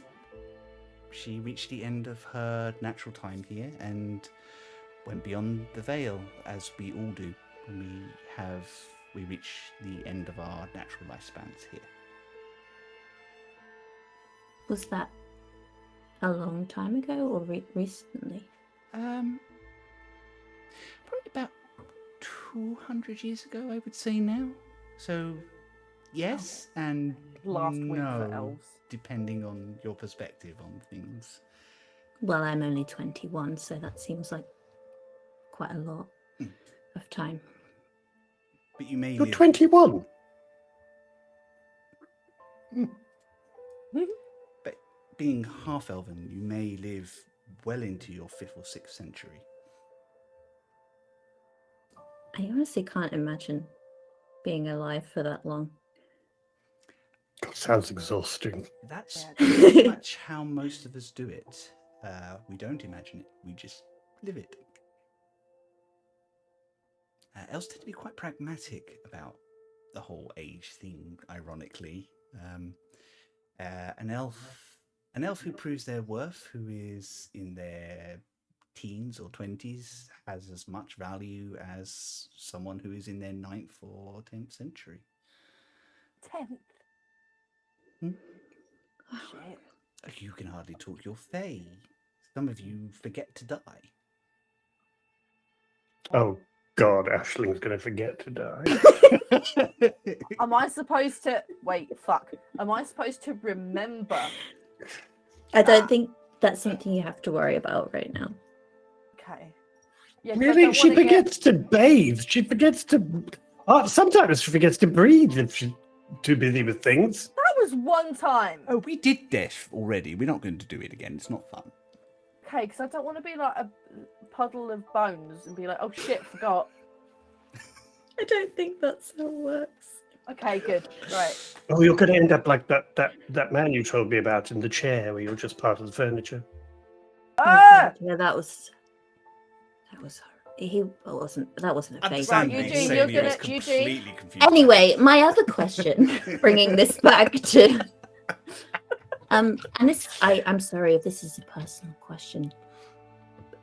I just Would you like us wondered- to leave? I just wondered if you had a partner. Not currently. Okay, just wondered.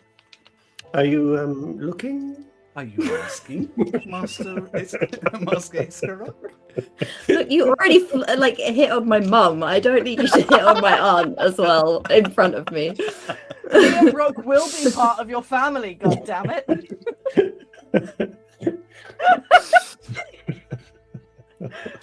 When I said you're kind of going to end up as a found family, this is not entirely what I meant.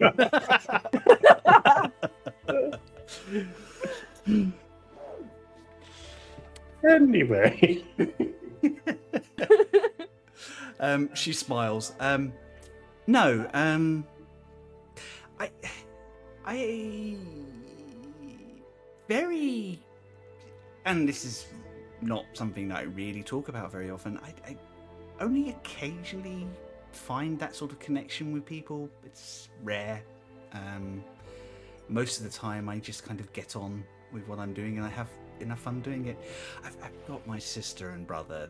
They're more than capable of bringing wonderful children into this world. For me, I don't know, it's more of an intellectual thing. Yeah, I get that. So, how about you? Is there a special someone How in about your me, life? In your life? Rock, shut the fuck up. No, tell her before he can. Come on, it's funny. It's Shit, really do I have cast Shut Up Rock? That's No, a I very don't. specific spell. Shit. Eugene just goes like bright red, and Oh. well, I don't know. Yes, no, I'm not sure. Well, take your time, enjoy it, and let it naturally figure itself out. Rock. Ashling fucking donkey kicks him under the table. What did you say? Sorry, Wayne, that one slipped past me. Nothing. And me. Rock's just going to start looking at the books. But I'm gathering from your friends' reactions that there is somebody, and whether they mean to or not, they actually approve. There is somebody and he's very, very nice. Well, Ashling hears in her head, "Oh my God, you told me to shut up and you just blurted out." You would have said, yeah, I guess there's someone and we don't like him. So I said a nice thing. anyway. And this is why I don't talk about it. Quite right too. Well, should it progress, and should you wish to bring them back to the family, do so under your own terms. When you're ready, and they would be very welcome. And I promise, Wait, I'm allowed to bring him here? if he's, are they an elf or a half elf?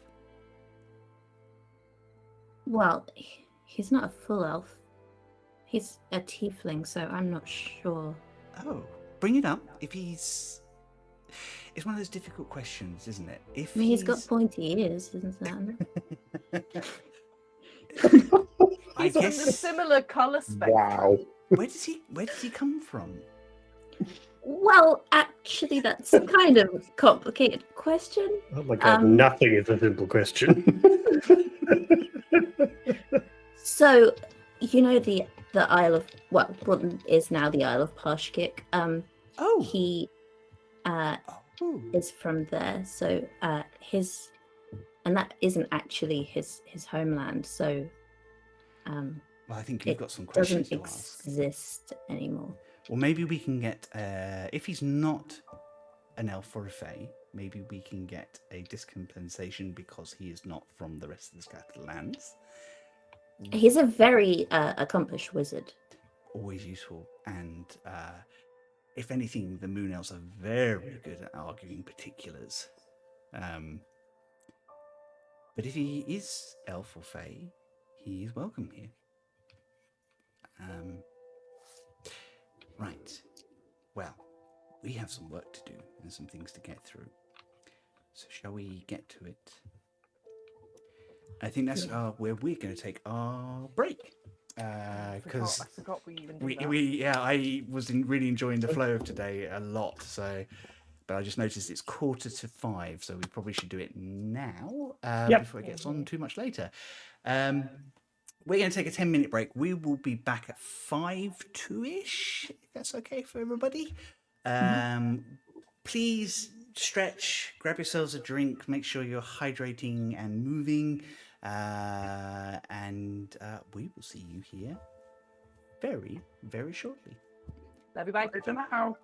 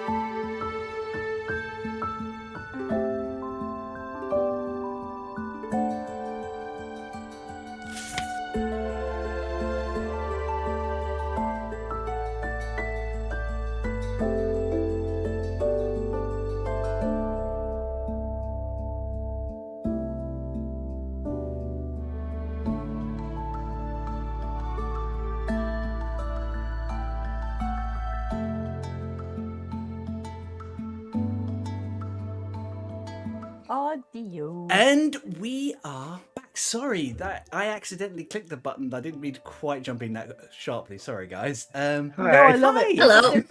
We were just sending each other photos of our pets during Yeah, the break. we like, are just admiring because them. they're all fluffy idiots we love. Sleepy, fluffy idiots today. Yeah. Hi, welcome back. Big shout out and thank you to the 2 raids we have had today, which is amazing. You guys are awesome, and for everybody Because it's our second birthday week. That's why. yeah, clearly best birthday present ever. For new viewers, hi. I hope you're enjoying yourself. And I'm so sorry. I'm not. Never be sorry. We are in the middle of a long-standing homebrew campaign. Our 3 friends are in the golden city of the elves, trying to get some answers to some of the world mysteries that they have uncovered in their travels, and save the floating islands of the scattered lands from a fate worse than death, plummeting out of the sky as the mystical sky shield that keeps it afloat is weakening. Before the break, you all sat down with Auntie Zadia, who is, after a bit of a personal exchange, is ready to dive into helping you out however she can. Obviously, the first thing we need to assess is, beyond the immediate threat to the scattered lands, what are you currently looking into? Well, we found one of the temples. Well done. And we met with the Titan that guards it. There is a Titan still alive? Yeah. They are supposed to have died out in the last age. They were very intimidating. What? They're very large, from what I understand. Yeah. Oh yeah. Like whole cities of size, the books describe them. They kind of had like an ecosystem situation going on. That sounds about right. Okay. Yeah, so we visited the Temple of Life and were able to So just as an aside, you see over her shoulder, Barnabas turns into a quill and starts writing things in the book. Damn, Barnabas! I need one of those. I know. I was just going to say, Aisling and Eugene both hear in their head, how does one get one of those? You have one of those. It's called Theo. It ain't shade if it's true. Oh, mate. And we were able to sort of not mend it, but give it some extra power. Right. He died though. Yeah, that is where we lost Rock. Okay. Which would have detoured you for He a got little better. while. He got better. Can see, and I would have noticed necromantic energy, so... Oh, yeah, no, we didn't do that. Well, welcome back, Rock. Those sorts of trials are very difficult, I know. Yes, it wasn't fun for anyone. I hope you are taking care of yourself both spiritually as well as physically. Emotionally. Anyway, back to the important questions at hand. Barnabas, the quill stops, turns to the Rock, and then makes a footnote. Wait, what did you just write? What's he writing? What's he writing about me? And we learned that one of the temples has stopped working altogether, and one has moved from where it should be. And we learned the names of the magi who built the temples, which is what brought us here, I suppose, because we learned that Lathal Zolman was Yes. one of them. You mentioned this. Grandpa is involved, is he? There is I one believe so. other thing that is kind of important, I guess, in terms of us getting help right now, is that what we also learned is that in helping to kind of rebalance the energy or the power that these temples needed to maintain the Sky Shield, we do know, or we have been told, that there is probably a year left before that is not sustainable anymore. So this is something that does have a clock ticking, albeit a year. She nods. The moon houses are mostly in agreement. The House of the New Moon keeps its counsel as always and will follow what the rest do. But the rest of us are in agreement that even if this is something that will not directly affect the city, it is something that affects our people and our allies. And we should strive to support those that are trying to protect the world as we know it and the people within it. We have met with some dissension. Other houses, the Sun houses primarily, believe it is not our responsibility to protect the other races.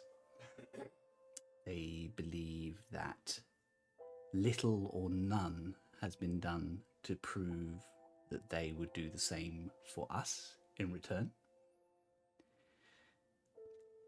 There is even talk... But that's not true. Go.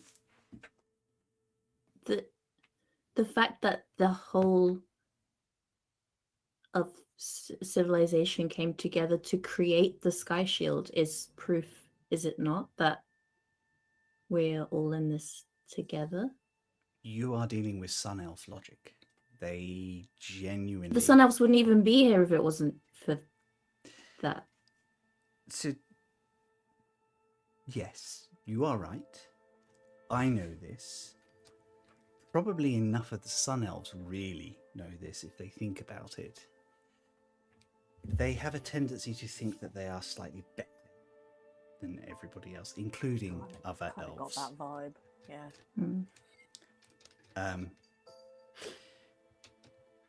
I think perhaps, if you pardon the slight derailing, a small history lesson of our people. The elves were... The elves are not of this world. We were not created here. We came here later. I don't know if that's common knowledge outside of Nu Doan these days. You guys aliens? Sorry, what did you say? Are you guys aliens?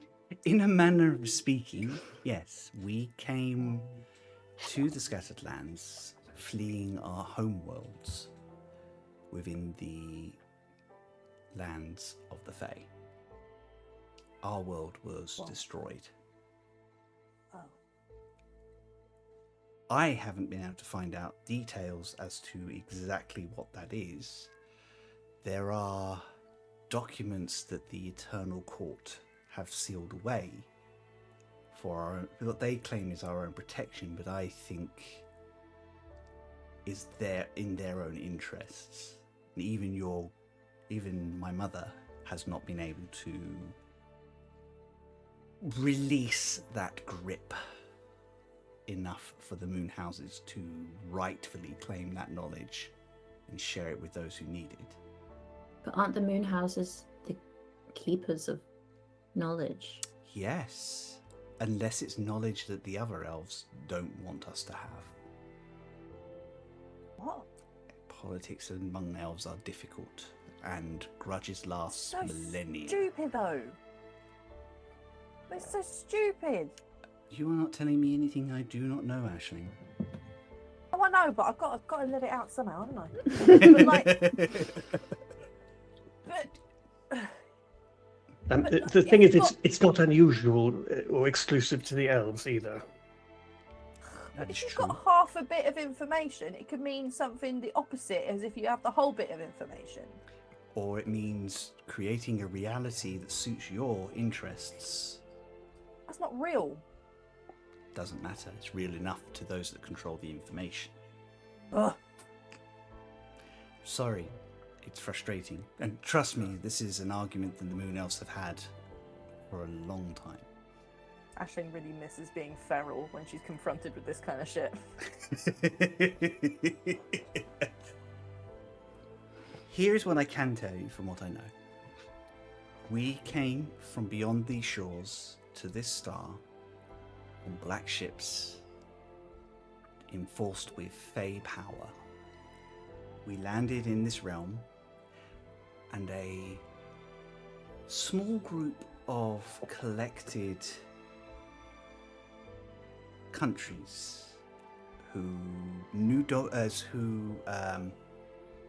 Daklan is actually descended from were our only allies. The peoples of this world were not friendly, apart from a few. We were allowed to settle in New Home, or Nu Doan. We set up a court system. The Sun Elves ruled. The rest of us did what we did always. The Night Elves guarded our people from the shadows and the blackest night.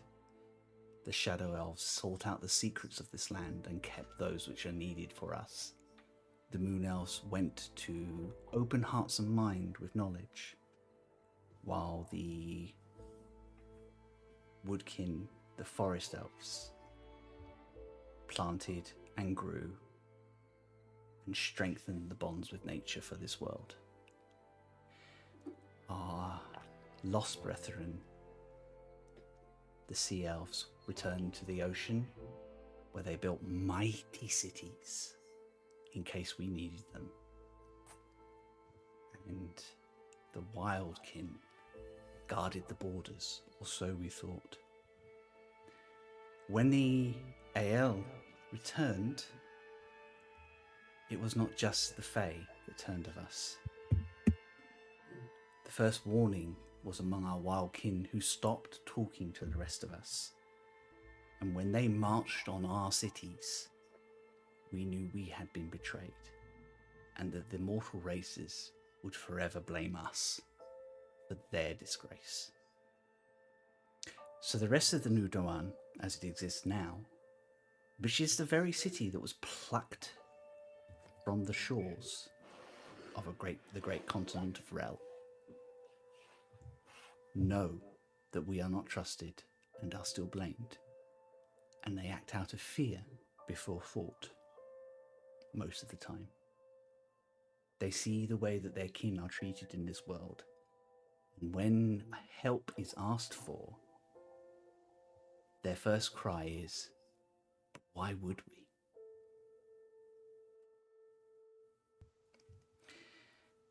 This is what we are fighting against inside these walls.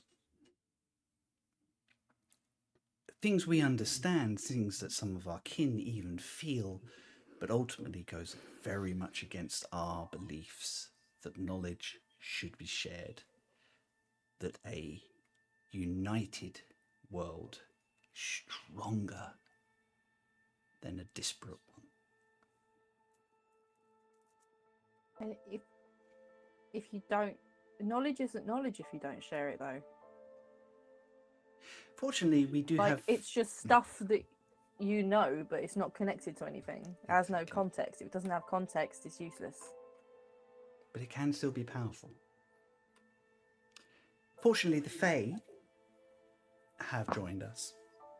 And they have a very, very open approach to knowledge and It community. makes a lot more sense the way we do it. Sometimes a little dangerous in its own way, but at least it's honest. That's how you find stuff out. I believe Like, the I wouldn't humans have have known a very. that the ascension thing wouldn't have made me pass out if I didn't pass out. Yes, well, we're trying not to talk about that too much, Aisling. Don't then. Falone had to pull quite a number of strings to get people to look the other way. I've got a badge. So, we have been in this world 3 millennia, maybe? 3 generations, roughly, for an elf. 4 at a push. There is, Barnabas, and turns back into that ferret shape again, and then just kind of looks around. All is clear. Thadia. Thank you, Barnabas. Goes back to the quill.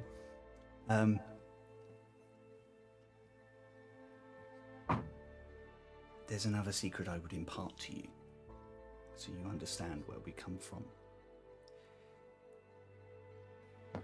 The world at large understands that the scattered lands have existed for 500 years, maybe 600. It is much closer to a millennia. And for the first 300 years or so, Nu Doan was on its own. Oh, we did know some of that. I don't think we understood that Nu Doan was not included, but we did know that the scattered lands were held somewhere else.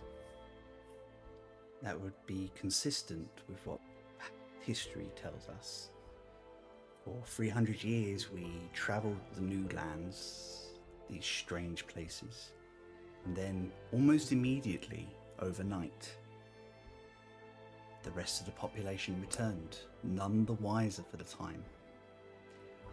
Their history is, after that, is bloody and desperate.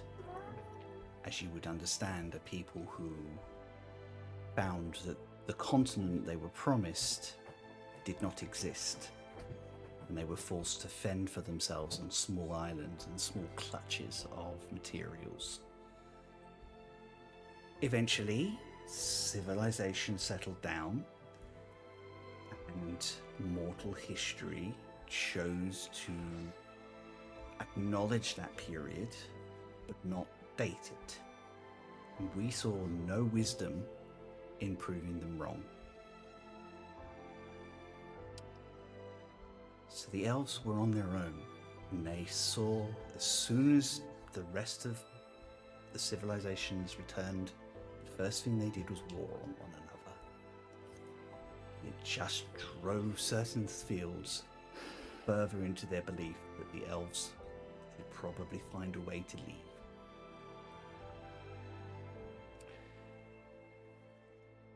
That is not to say that we should. There are enough of us to believe that we are part of this world and have been for long enough that we should do something to try and be a better part of it. We have long lives and we can do much in our time. We know much. We have resources that others have forgotten about. But all the time the Eternal Court wars with itself over these facts, there is no movement.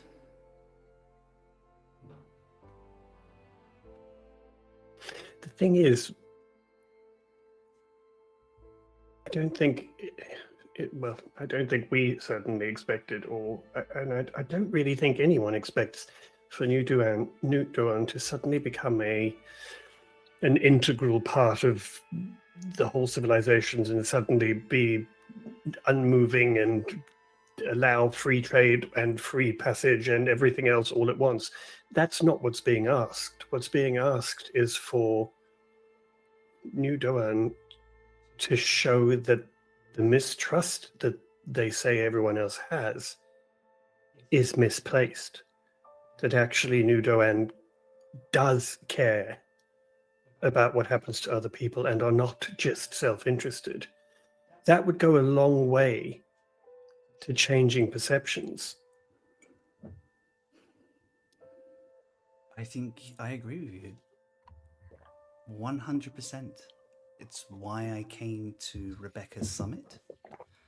It's why I agreed to meet with the other leaders to discuss what was going on with the world. The Skyquake did little to damage Nu Doan, but it did hurt our people. And it illustrated to us, at least, and some of our brethren in the other houses, that there's a very real, tangible threat to everything, including us. Like, what would be the consequence of them helping compared to the consequence of not? If they don't help, like, a lot of people will die. If they do help, they're mildly inconvenienced for a short amount of time for a bit of information. Like, they weigh very differently. I know. And it is old prejudices and stagnant thought that is holding I the get council it. back. A lot of what you said, yeah, I'd probably be pissed off if I was in Nu Doan and everyone was like, "Oh, it's your fault." It's like, no, you're the guys who started it. I would probably feel similar. Barnabas, could you bring me the history of the Age of Green? Barnabas, for a second, and onto the desk behind her. Wait, hold on. The book scatters. The book just kind of falls over onto the desk And it behind just her. moves, and the book just goes. And then you hear as a little pet door on that you didn't notice before goes, and then a second later you kind of hear it again, and there's this scraping sound as Barnabas pulls this green leather-bound tome in. He's got a ferret flap. Yeah, in through the door. Oh, perhaps you should have got someone else to get this one. It's Could quite big. Here, let me help. I'll take Pocket it could have from him. helped. Pocket's much smaller than a ferret. Could have helped emotionally. Yeah, but Pocket's got guns. So yeah, I'll just help and kind of. Yeah, there's a green leather-bound tome with this very gentle gold leaf around the edges, and in Elvish, which I know all of you speak, on the front it says the history of the Age of Green as written by Baldivus Zilman. Ooh. If I may. And she passes it, she issues, kind of like indicates you should pass it to Eugene. Go along. I was going to throw a massive book at me with probably my not. strength score? Probably not Strength for score you. lower than a ferret's? Hey, it's a magical ferret. Oh shit, that ferret jacked. That ferret's definitely got a higher strength score than any of us. Except for Guns McGee now. Oh yeah, Fresh Guns McGee. I mean, mine's still just above average, but anyway. One question I had. 1 second, please, Rob. Probably not for right now, but you might find this interesting. It is a history written before the Scattered Lands of the ages that led up to Ascension. Wow, thank you. From the perspective of someone who lived it. Thank you. That's really useful. Sorry for interrupting, Rock. Oh, no. I just... One of the things I think that is being perhaps overlooked by those who don't wish to help is that, as was indicated by the damage done by the Skyquake, the Sky Shield Quake, we really don't know the implications of what could happen if the Sky Shield falls. With Pashkik's Island, we discovered that there were AL trapped in bubbles of time. We do not know what could be unleashed. That could put everyone at risk, including Nu Doan. In fact, especially Nu Doan, if there are any AL magics out there. It's You might not fall, but you're gonna end up with whatever's left. more insidious than that. If the AL can breach the Sky Shield, we are unable to protect ourselves. The elves and the Fae will fall under their sway. Well, this is what I mean. That it seems to me like the only way to guarantee that that doesn't happen is if we do work together to stop this. Otherwise, there is no one to stop the AL. She kind of looks at Barnabas, who has turned. You like notice kind of like floated back to the kind of popped back into the book and is making those notes. Does Mother have all this notes? Yes, of course, Sadia. This will help her greatly. I apologise that I didn't let you know in advance, but we've Nice. been sharing information with her on the fly so she can send her arguments. with Hell me. yeah. Like a little earpiece. Yeah, she's got a little Oh. squiggly bug. Like earpiece. Barnabas was writing in his magical Google Doc, and she can see it in the other room. Yep. Yes! On the cloud, yes. Ah, the cloud! Question for the DM Yes. that Theo has been wondering and couldn't remember. Cool. Did we ever get a concrete on why Pashkik appeared? Yeah, no, but you can hang on. Did I? I'm trying to remember myself. It's been a few I episodes. I couldn't find anything in my notes, but that doesn't mean it. I don't Didn't think we happen. Yes, it ever. does. I think they were looking into it, but they couldn't fathom. So I Yeah. think they all worked on the assumption because occasionally islands appear. Yeah. Yeah. So they all worked on the assumption that this is just another island that appeared, but it just happens to be one that was already a Because my- mystical trap for an AL set by two dragons. My thoughts were like, what if somebody knew that and was trying to release an AL? I- Or So- like, so would it be my- possible for someone to have like caused that to happen? Not in your experience, because Okay. like I think this is the first indication you have that somebody actively knows what AL are or knew what AL were before they appeared. Everybody else is this kind of like this boogeyman mystery Yeah. evil, like this, and they're just like powerful fae. And the fact that you have a name and you've seen one now is kind of terrifying even some of the oldest residents of the Scattered Lands. Like even Rebecca Yeah. couldn't quite remember what she was fighting No, on the yeah. surface. Okay. So it doesn't. But we don't seem know why likely. it turned up, but it probably wasn't Yeah.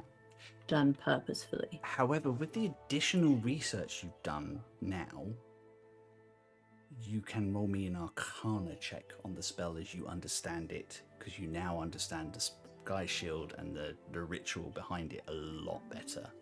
I give you guidance. Oh, thank you. I'll take that. That is sorry, was it an Arcana? Arcana, yes.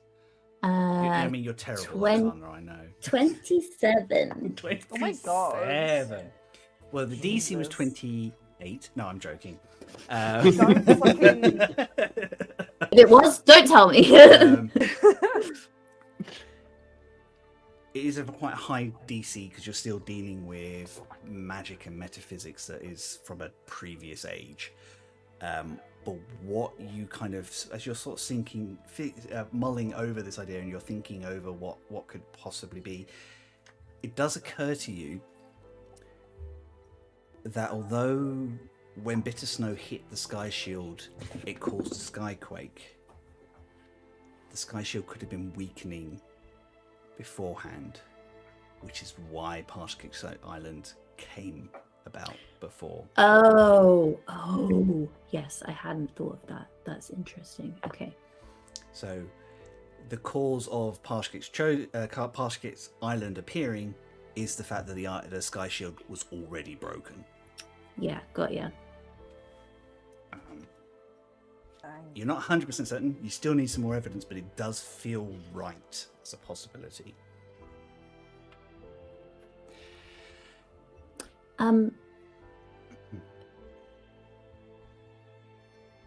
It seems to me that it's fairly obvious that there is some kind of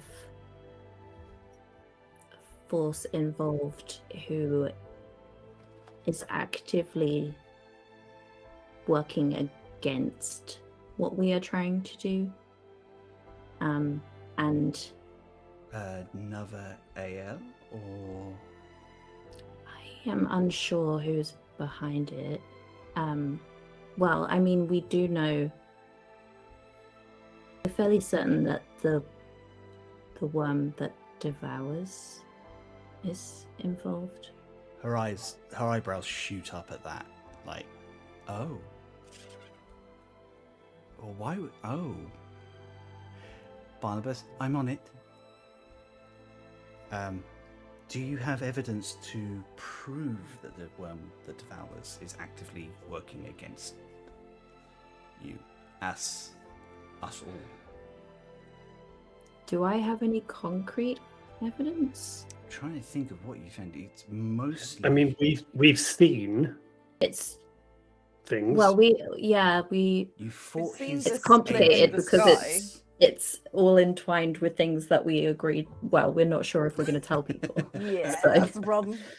But we have had things sent after us. So Yeah. the Cackler being drawn into whatever the hell it was taken down into. We have seen the rift splitting in the sky. To tell them that, we have to tell Yeah. them. Dust and shadow, though. So Yeah, we Yeah. have to tell them about the box. box and Yeah. Alabaster then. It's true. It's up to you guys. You need to decide what you're comfortable sharing with the elves here.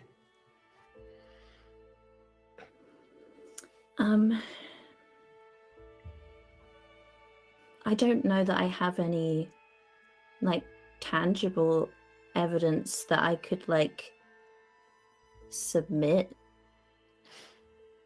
I guess it would just be our word. But we have seen we've seen their influence, and we know that there are people actively influenced, or at least committed to the worm that devours. Because there have been people attacking us, and we have been blocked by a number of agents. I would like you guys to make a persuasion check. This is a group check. Oh. Okay. Oh, I'm not helpful there. Sorry, you got Oh, two okay. charisma I casters. might be. I got a 26. Yeah, baby. 26. Nice. Sorry, what was the persuasion you said? Yes, please. Did you break 30 again? Come on, bitch. That would be a 36. Fuck! Well, thank God, because I got a 4. 36? How do you Expertise, even baby. do that? Wait, hang on, no, I'm lying. It's a 33. Okay. Sorry. That's still I'm sorry, so it doesn't much. count because you lied to me. I know, I'm sorry. Bitch. But it's less lying and more the fact that I can't do basic maths. Maths is for nerds. Okay. We're cool jocks.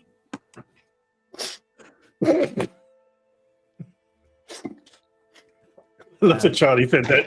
Theo and I both just went, I'm sorry, who? Wait, who are you talking to? So, above the table, Sports. Sadia believes you. Absolutely. She's on your side. She definitely is taking this all into stride. This is a role for second-hand persuasion to help Oh damn. Grandma with her dealings. Shit. Do we not think we should? Is Grandma there Yes. currently? Yes. Do not worry. What in the hearing? Yes. Shit. I wish I'd known that. I could have tried to help her. You are helping her. Everything here brings us any information that Barnabas and I can collect is passed to her directly. How about the spells? Trust me, they would know. And that would not help your case. Quite a little enhanceability never hurt anyone. Maybe we.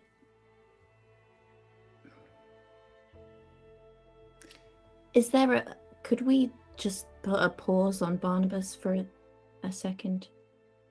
Barnabas, let Mother know that we're dealing with content that is confidential. Age in restricted. nature. Record. Yeah. Barnabas stops. It's not that I don't trust grandmother. It's more you don't want to get into official records.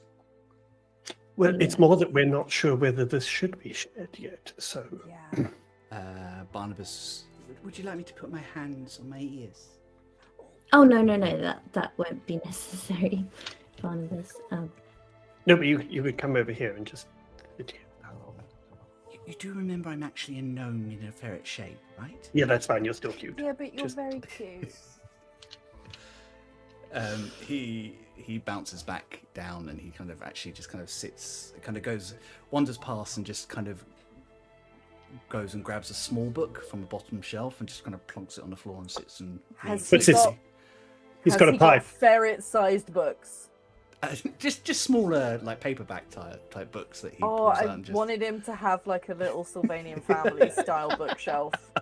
He's going to put his smoking jacket on, take his pipe, and just start reading in the corner. Yep. Anyway, I digress.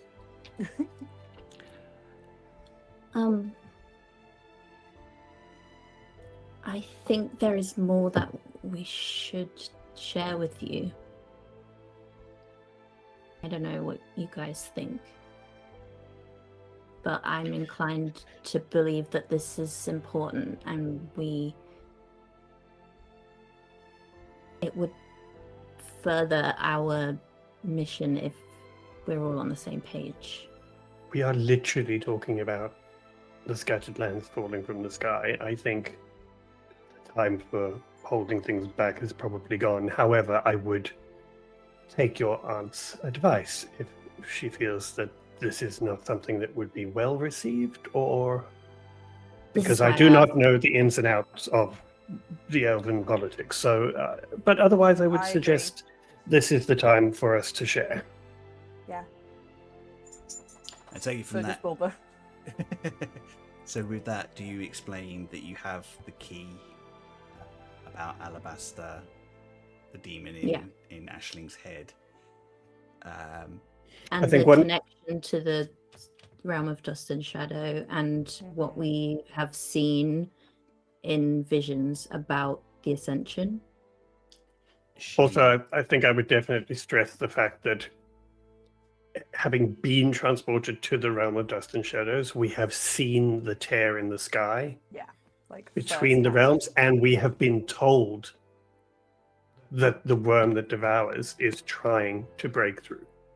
Because that seems to be a thing that really triggered a bit of fear there, was the worm that devours. So I will make a point of saying that we have seen that tear.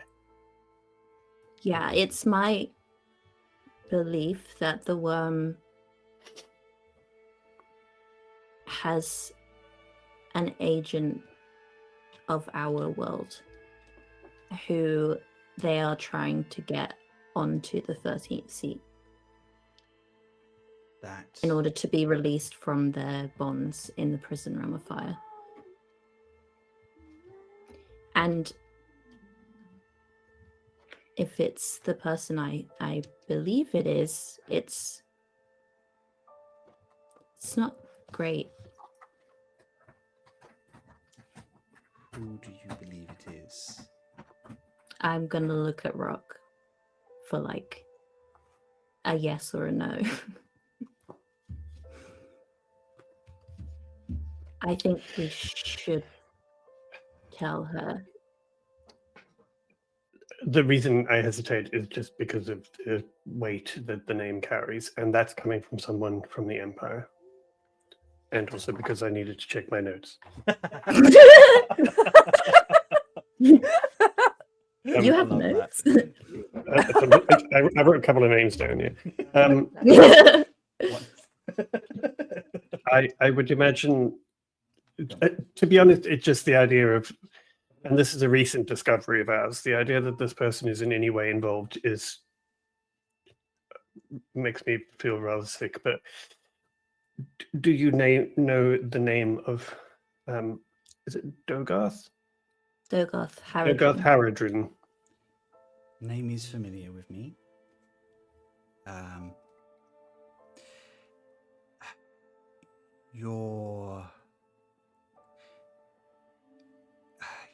When we were younger, your grandpa was one of the people who left Nu Doan to help rehouse and save some of the gnomes that the general, the butcher, targeted as revenge for his disgrace. Although we could not actively house them, we tried to save as many as we could. Well, we were not aware of their involvement because they were going by another name. Fortunately, it was actually Eugene's uncle who recognized the actual image of this person, and He's not really my uncle, just a... Tythig Per is known Yes. by... I'm sorry. I'm just ever so slightly confused about who's a surprise and who's not anymore. So No, it's fine. I've met Tythig Per. I met him when I was in Cuscain. Well, Ashley might have like 14 different drafts of Eugene's family tree drawn in her sketchbook somewhere, crossed out. trying to work things out. Yeah. Yes, and I'm, as I say, the weight of that name is kind of terrifies me as to what their end game would be, considering what they have been through. And we know, well, we don't know what they are planning, but we know what they've been doing, and that is perfecting summoning circles and rituals, gathering aether crystal, and most recently acquiring the remains of a powerful demon from the realm of dust and shadow. She takes this all in her stride, and you can see her kind of working through all this information. Did we have led with this? This is... You are right to be cautious with this information. If a group such as the Church of the Worm That Devours are involved, they could be... Also, I think the Cult of the Dragon is involved as well somewhere, but... Yeah. I is thought a your little father expansion fairly much pack to all that. smashed those. It's not unreasonable to believe that they could be connected, or one could be tricking the other. Probably the Church of the Worm. It could well be that it is as simple as an exchange of favor or money to help with something, but we do know that there appears to be no shortage of resources behind this. Which implies that somebody of some power is pulling some strings.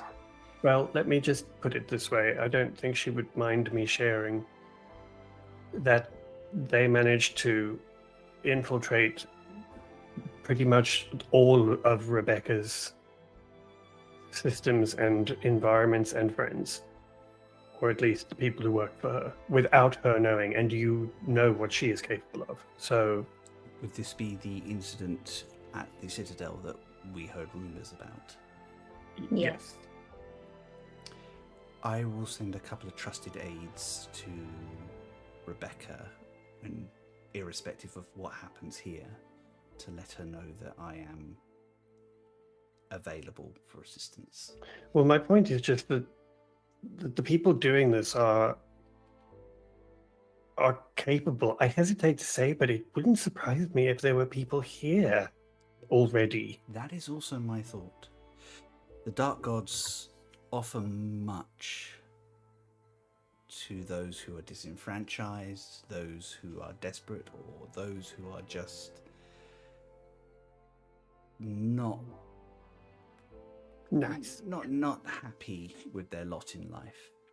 They prey on mortals. Many argue in the same way that the 12 do. Well, we know one of the people is being driven purely by the desire to bring back his dead wife. It's almost tragic, It is, but it makes them dangerous. incredibly dangerous because they will not stop at anything because it doesn't mean anything to them. I've got nothing to lose either because it's already lost. So, to recap, you have information that you're going to research about the ages before the Age of Sky. Yes, we need to More find out what happened leading up to the Ascension.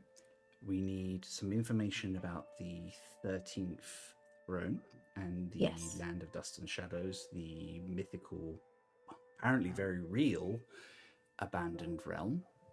and its Oh, it's connection. real. We've all been there. Mm-hmm. Hi, I'd like to. I totally am real. Did he do that in a group chat with her as well? No, just you. Okay, good. Ashling just coughs up a bit of dust. Sorry. And I have a pact with a being from the realm of dust and shadows also. I would like to meet them, but this is not the place to do it. The walls. No, of go on, this pop them out office- now. This, Yeah, this she's- office are dangerous to external. She does not beings. like being disturbed.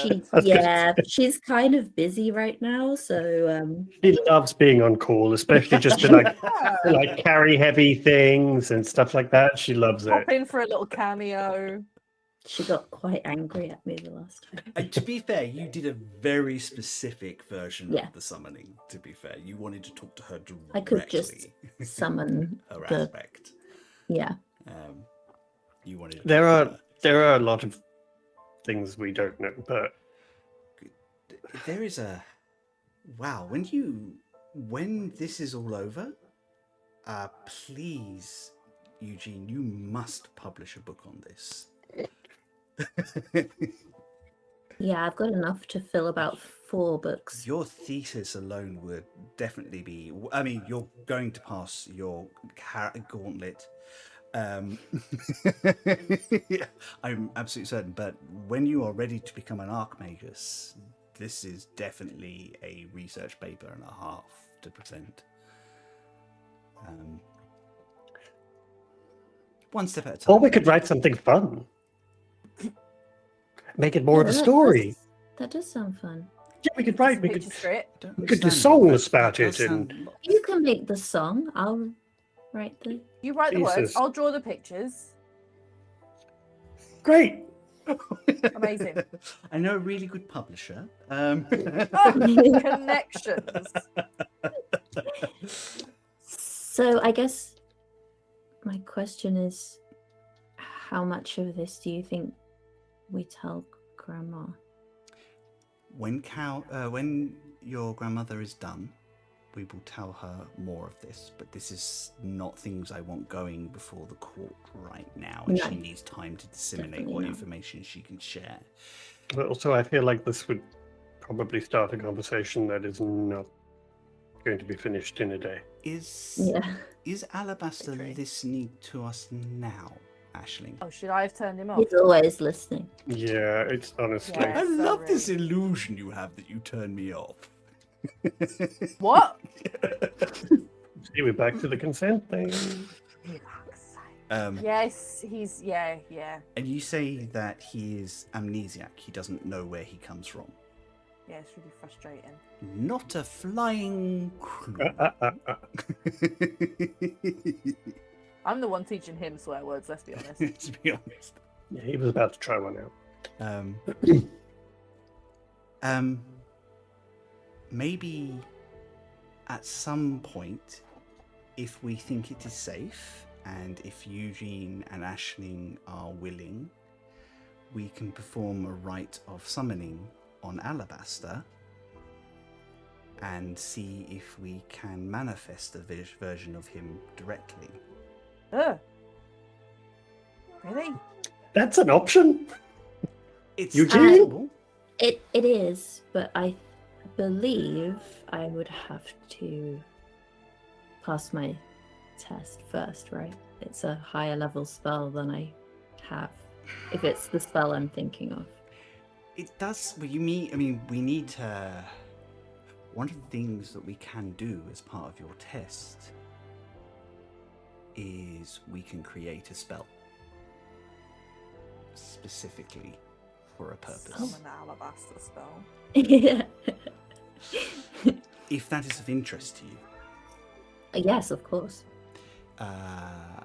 And drawing on the Land of Dust and Shadow, which is what we'll go with, to one of its angels and one of its defenders is a fairly convincing argument to the Eternal Court.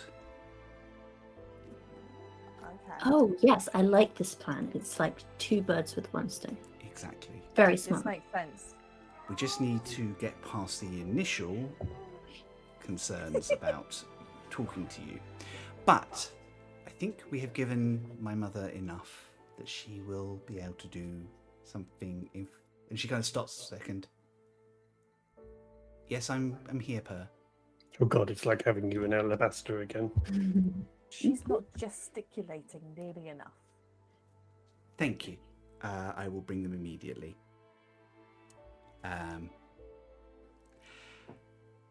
It appears that we are going to be allowed in to the gallery for the decision. Oh, what? Really? Oh. Now, Cool. Just for the We're decision? going to be allowed in, or we are requested? let's put it It's- this way. You're in Nu Doan. Let's the go same with thing. both at the same time. Okay, Now, understood. Aisling and Eugene, you have every right to be there. Aisling, please be on your best behaviour. Yeah, okay. Yeah, please. Rock, Okay, good. you are going to see something that no outsider has seen in hundreds of years. Please understand you are under our protection, but no quick moves, no magic, and I'm going to ask you to leave your weapons here. All of us. No, just me. Would it be simpler if I was not present? I think it would be better if you were there to witness it.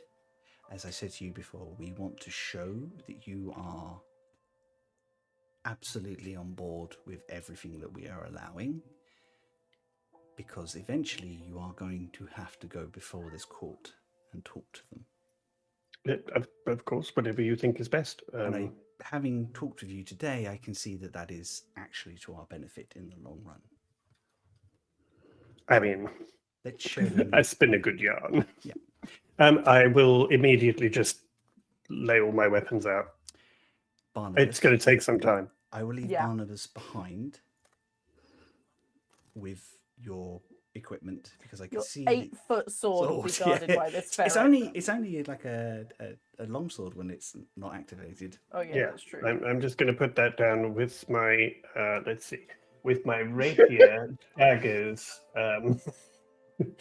gun, various other things. I forgot you've got a fucking gun. Yeah, no, I've got pistol. So I've got 2 guns actually, one magic one. So yeah, so it's going to take a little while and it will look ridiculous. But Right. If you'd like to come with me.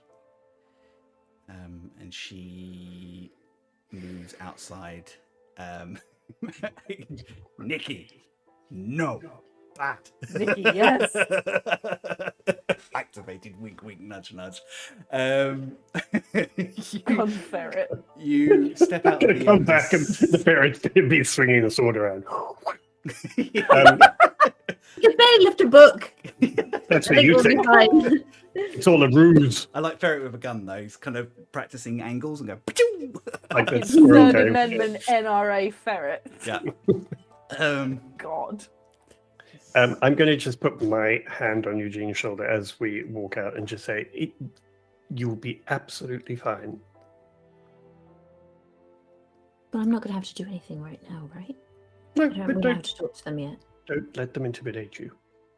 Okay. Zadia leads you out into a courtyard where an ether car has been landed.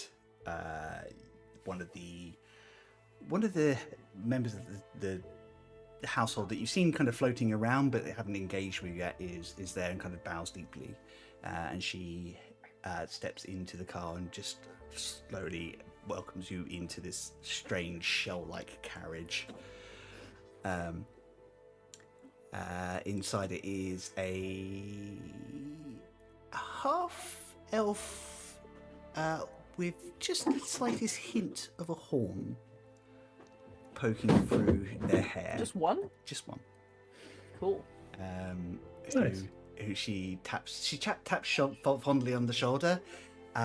If you wouldn't mind, Ricard, to the Eternal Court, please. And Ricard kind of nods their head. The car lifts and keeps lifting well above the estate, well above the walls and the tower of this level, and starts moving towards the center of the city, where the pinnacle lays, this giant tower in the center that looms over everything. It's dome-shaped, almost like a closed tulip at the top. And as you get closer, you can see that there are small rings, 2 or 3, carved in, where there's lots of little ether cars and a couple of griffins landed and just gently being tended to by a busy amount of staff. Ricard guides the car in, next to another one that's marked very similar, which you assume is another one from the estate.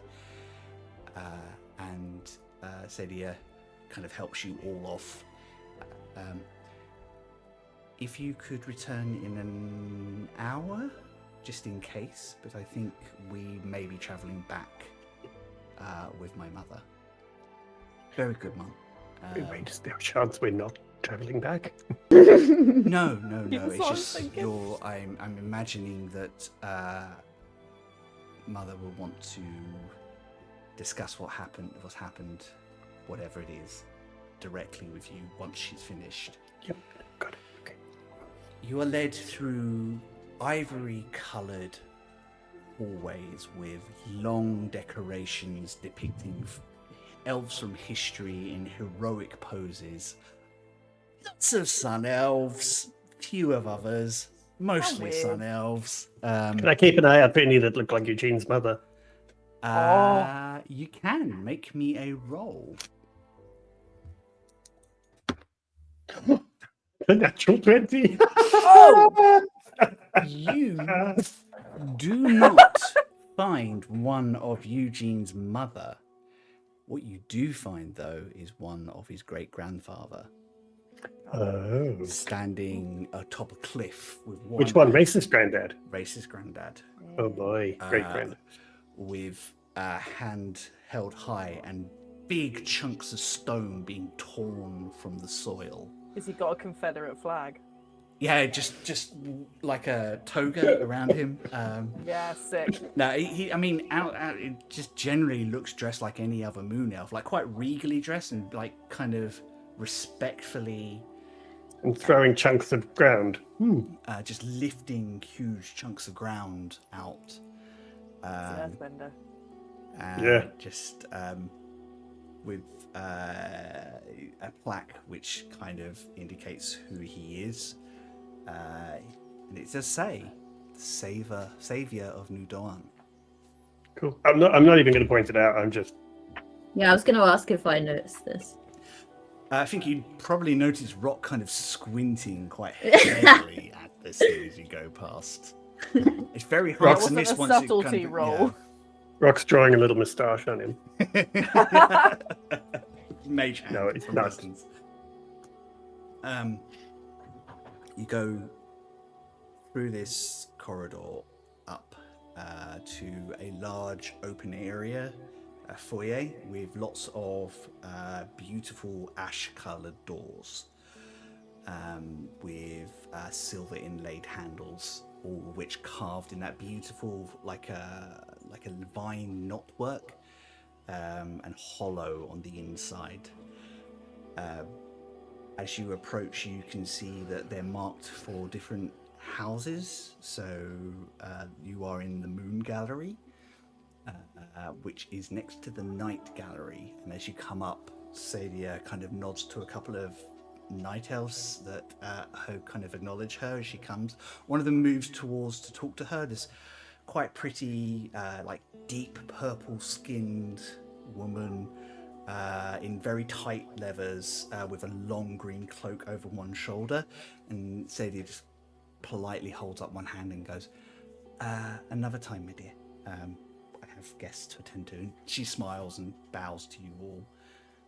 Leads you through into a raised galley of beautifully carved wooden seats, all of which are carved with Fae in mind.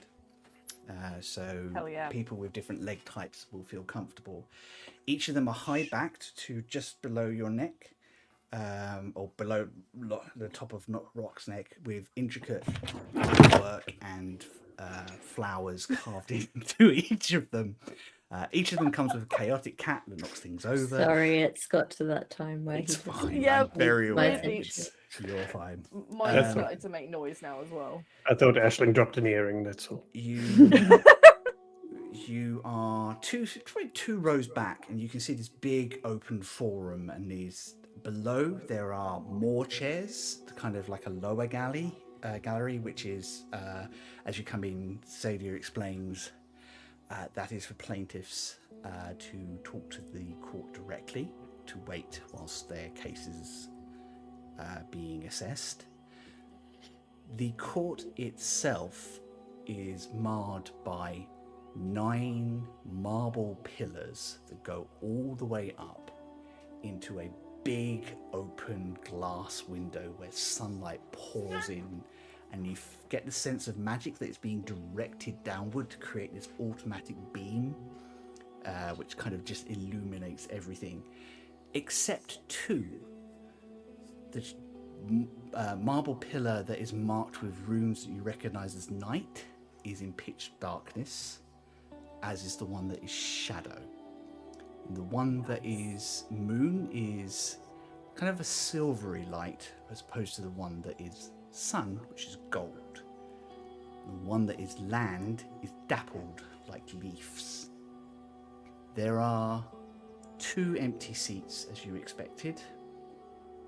One of them literally looks like it's been cut in half by a sword, and around it you can just about make out what was really wild and elegant plants, but now looks withered and dead, as if it's been purposefully left to rot.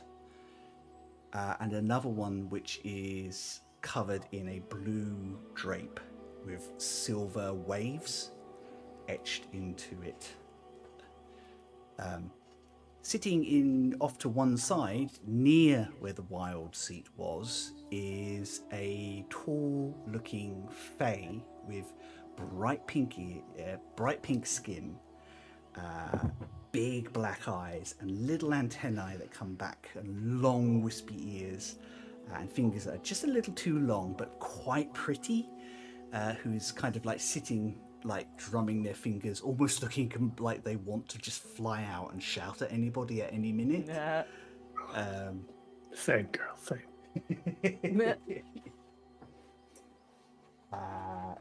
the feet are all full apart from those that I have said.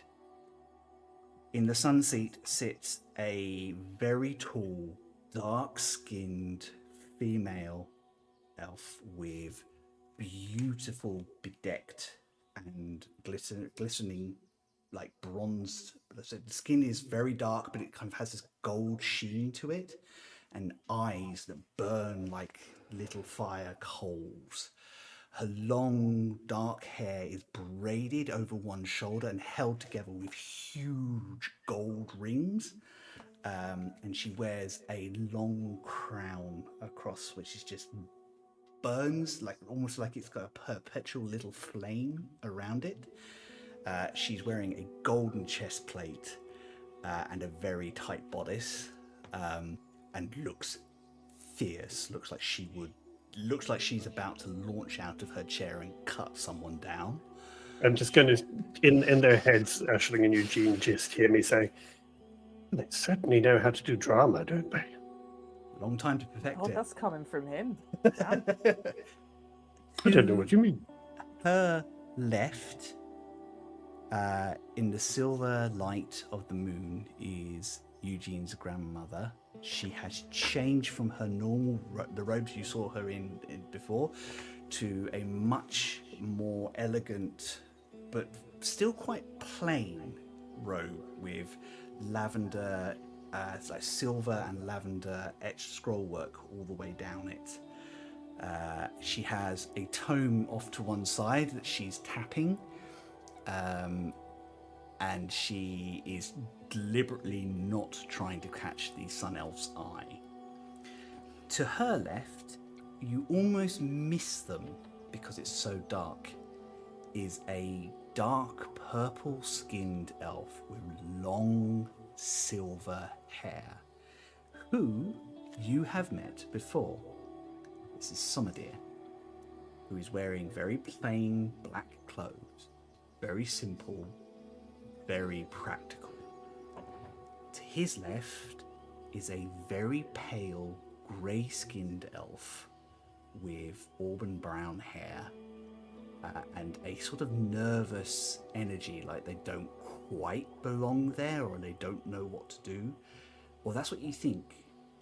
Aisling, being the most observant of you, notices actually those eyes are not shifting out of panic. They are reading everything in this room. And as soon as you arrive, they are the first person to settle their eyes on you and take you all in. Next to them is a dark-skinned but white-eyed elf with hair that is brilliant white, yet seems to sparkle whenever light touches it. They are taller than anyone else in this room, and they have this vague impression that they're not quite there. Either they're not paying attention completely, or they're about to snap out of existence. This is the first time. The ADHD elf. Yeah. This is the first time I think any of you have seen a star up close. They are beautiful, but in a ethereal, slightly cold way, like the very nature of space itself. A complete comparison next to them is a plump, full-bodied female elf who looks like she's spent her whole life in the dirt, with ruddy cheeks, auburn hair that's barely contained by like too many combs, and green eyes and a very easy smile, almost betrayed by the whopping great bow that she is presently strumming like it's a lute. But you, from the way that she holds it and moves it, you know that she not only knows how to use it, that she's deadly with it. The seat of C and other two seats, as I said, are empty, and that is the court. That's very cool. Thank you. As you settle down, the woman in the gold armor, her voice barks out. Would the clerks strike the vote of which we are about to take and announce it for all in the gallery to see. A thin-looking wood elf in quite plain grey robes kind of wanders in, looking slightly nervous, and in a voice that slightly wavers as they first start and then settles down. Nu Doan will vote on whether or not they are to hear petition from the adventuring party known as Parshkik's Chosen, considered heroes in the Free Nations and Daklan. They have received accolades and support from several leaders within the Free Nations, and it seems Ashur and Daklan itself. They are being petitioned on behalf of the Zilman estate, and we have discussed at length whether we should allow them to present to the court itself. Can Eugene hold... Can Aisling hold Eugene's hand? We will vote. I vote nay. There's the sun seat. I flipped them off under the table. I vote yay, says Taletta. We would be foolish to not reach for aid when we can also aid those who need it. I also vote nay, and there's a couple of ripples of conversation around the outer edge. Knight sees the logic in protecting our people by preventing a problem before it happens. Wait, so they voted yay or nay? They voted yay. Oh, yay. So Okay. Oh, did I say okay. nay? So yeah. Yeah. Yeah, you So said nay. confused. I was like, I thought he promised to vote for I know. us. That's my fault. I said that wrong. Treachery! I will find your brother and kill him. Shadow, in a reedy voice that somehow made goes, we vote nay. Why should we trust these outsiders with our knowledge when outsiders have done nothing for us? The seat of Star kind of almost snaps back to the world for a second.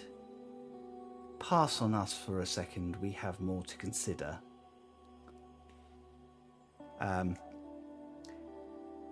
The seat of Earth looks up at you all for a second. I'm going to give my biggest persuading smile. At this time, we vote nay. But we think, as we argued earlier, that means that they should have an opportunity to prove themselves first. Sea and Wild cannot vote as is stated. Wild abstains by nature of its betrayal. Sea withholds its guidance until it returns to us. Would our guests, the representatives of the Bear King's court, have something to say on this? Yes. We vote yay. Because that's a satyr, and the satyr is trying to save the world, so of course we're gonna help. Woo! There's a kind of a Well stated. Ashley, will you guys separate up? You can see the seat of Sun like clenches their fist around the arm. High blood pressure is a low life expectancy. Have fun with that, babe. As Also an elf, though. yeah, So they'll only live 4,000 700 years. years. as it stands, the court is divided. 3 votes for nay, 3 votes for yay. It's all down to the star. The Come on, clerk stars. turns to the star elf. I'm gonna squeeze Eugene's hand a little bit. What say you, seat of the stars? And they kind of snap back. we call challenge. What does that mean? There's a think rippling roar. I'm whispering that to Yeah. Zadia, like, what does that mean? I think we're about to find out what they want. Okay. We have looked to the stars, and we have seen that this is important, and this choice is important. We have spoken to our friends in other courts, and we find ourselves partially agreeing with the seat of Earth. And they kind of look down at the much smaller woman next to them with kind of this gentle sort of smile. But we would not dismiss people who are trying to save our people before they have proven themselves worthy of doing so. Clerk, was there not a matter on these islands that we are attending that was to be brought before us? Was there not a problem to fix? Yes, Seat, there was. Let them sort it. If they succeed, they are worthy of our attention and our support, and we will vote yay. If they fail, well, they're not a problem for anybody anymore. Seat of Sun goes, this is not how we do things. It is when we choose to, is it not? Is it that you do not know these elves and these fae that is the problem? Or is it that they bring a dragonborn amongst us that you find distasteful? Told you I should have stayed out. Speak I'm truth, gonna squeeze Rock's hand. because we would love to see your radiance as it truly is. There is a sharp intake of breath around the court.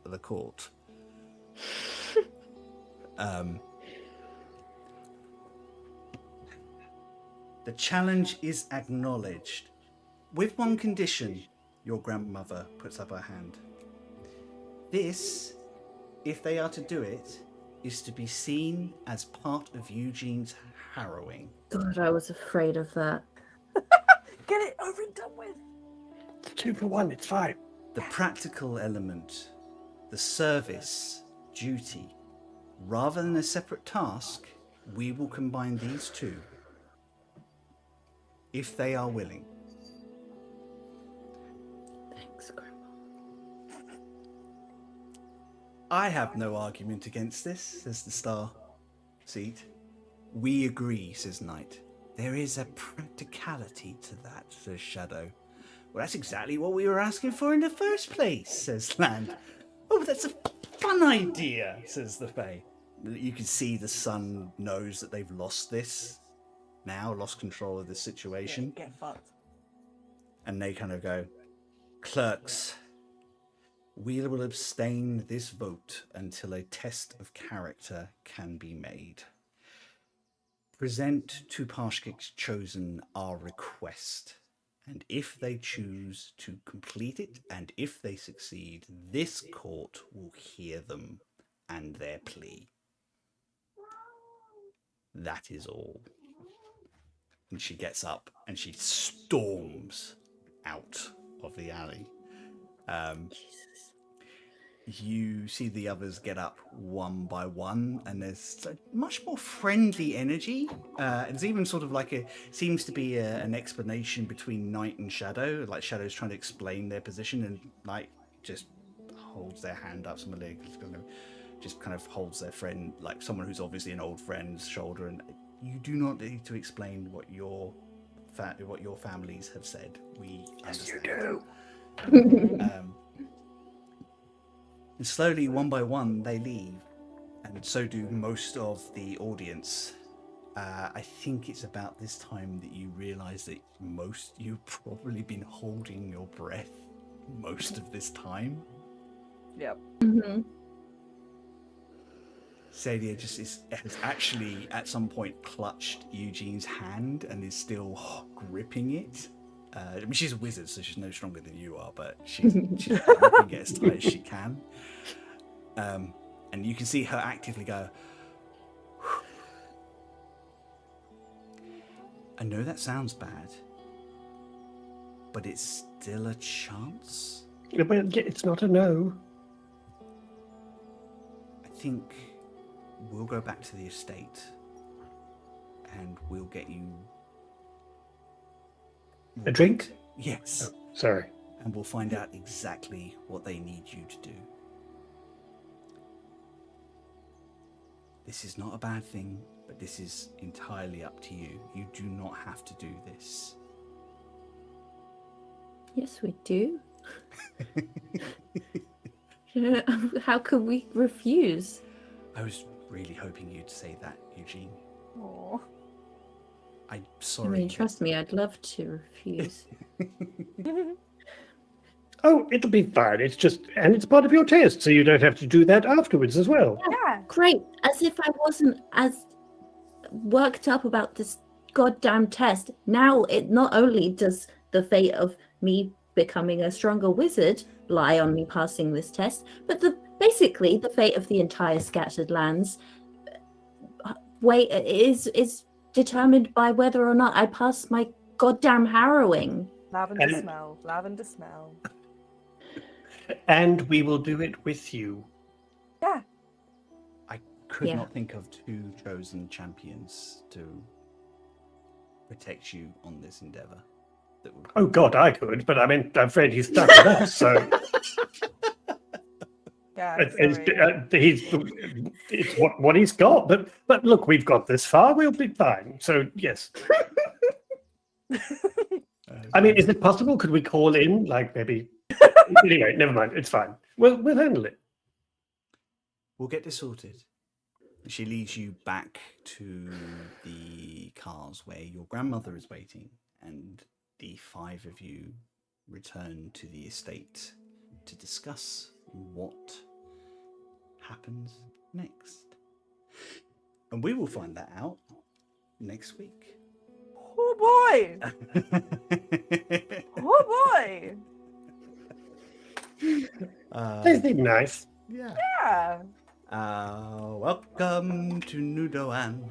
We've definitely won Politics over the of Sun Disney. Elf. She loves us. Oh, could you see how they were glowing with friendliness? Yeah.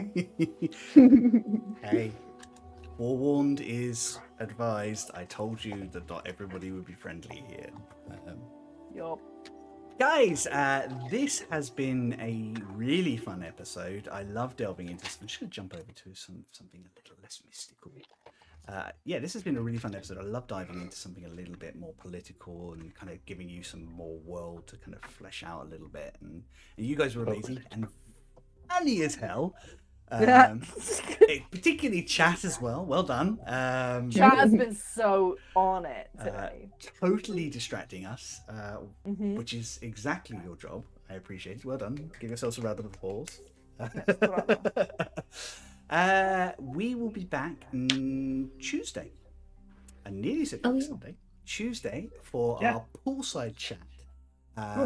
If you have not done so already, please do feel free to add any questions to our pinned Twitter account. Rooney has got some amazing questions already. I'm looking forward to seeing what this lot have to say, as well as answering some of them myself. Thank you to Wicked Game as well for your question. That's very exciting, very cool for that. I will also be putting something on our Instagram so you guys can ask us quietly and surreptitiously. If you want to be anonymous, you can do that. That's fine. Just let me know in the we kind of go from there. Clean questions only. We are still a family. No, Just go wild. there is no such limitations whatsoever. Ah. We will be back with the next episode of this next Sunday, which is the 6th. Is it? Yes. Wow. And then we'll catch up and see what the challenge is and what Eugene has to achieve. It'll be fine. Cool. I'm going to let my player or say goodbye first, and I will go last. And I'm going to see skip Theo because Theo doesn't like going voice, so we'll go Wayne voiced.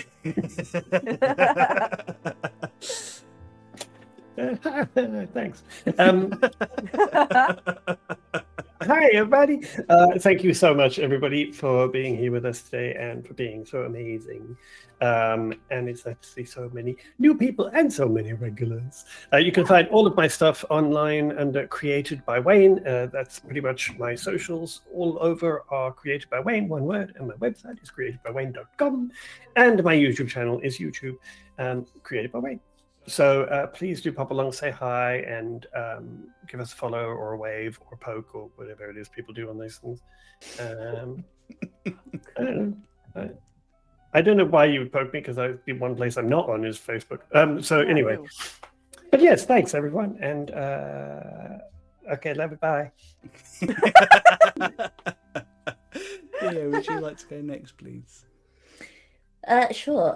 You can find my illustration and stuff on my website, which is theoblueillustration.com. Sorry, my cat is being a little asshole. He hungry. Only the baby. Look at the baby. And there are two places you can find me on the internet there. Yeah, that's about it, really. Cool. And don't forget Theo's book. It's available. Oh yeah, you pre-order. can pre-order my book and stuff. Not only UK side, but can you pre-order it US side as well now? I don't Or am I know. premature? I'm premature. I'm not sure. Soon. Alabaster is really wanting to pre-order this, apparently. You should pre-order this book. You can it's add amazing. it to your Goodreads shelf, whatever that means. There you go. What? You can pre-order it on Goodreads shelf. So, yeah. So keep an eye out.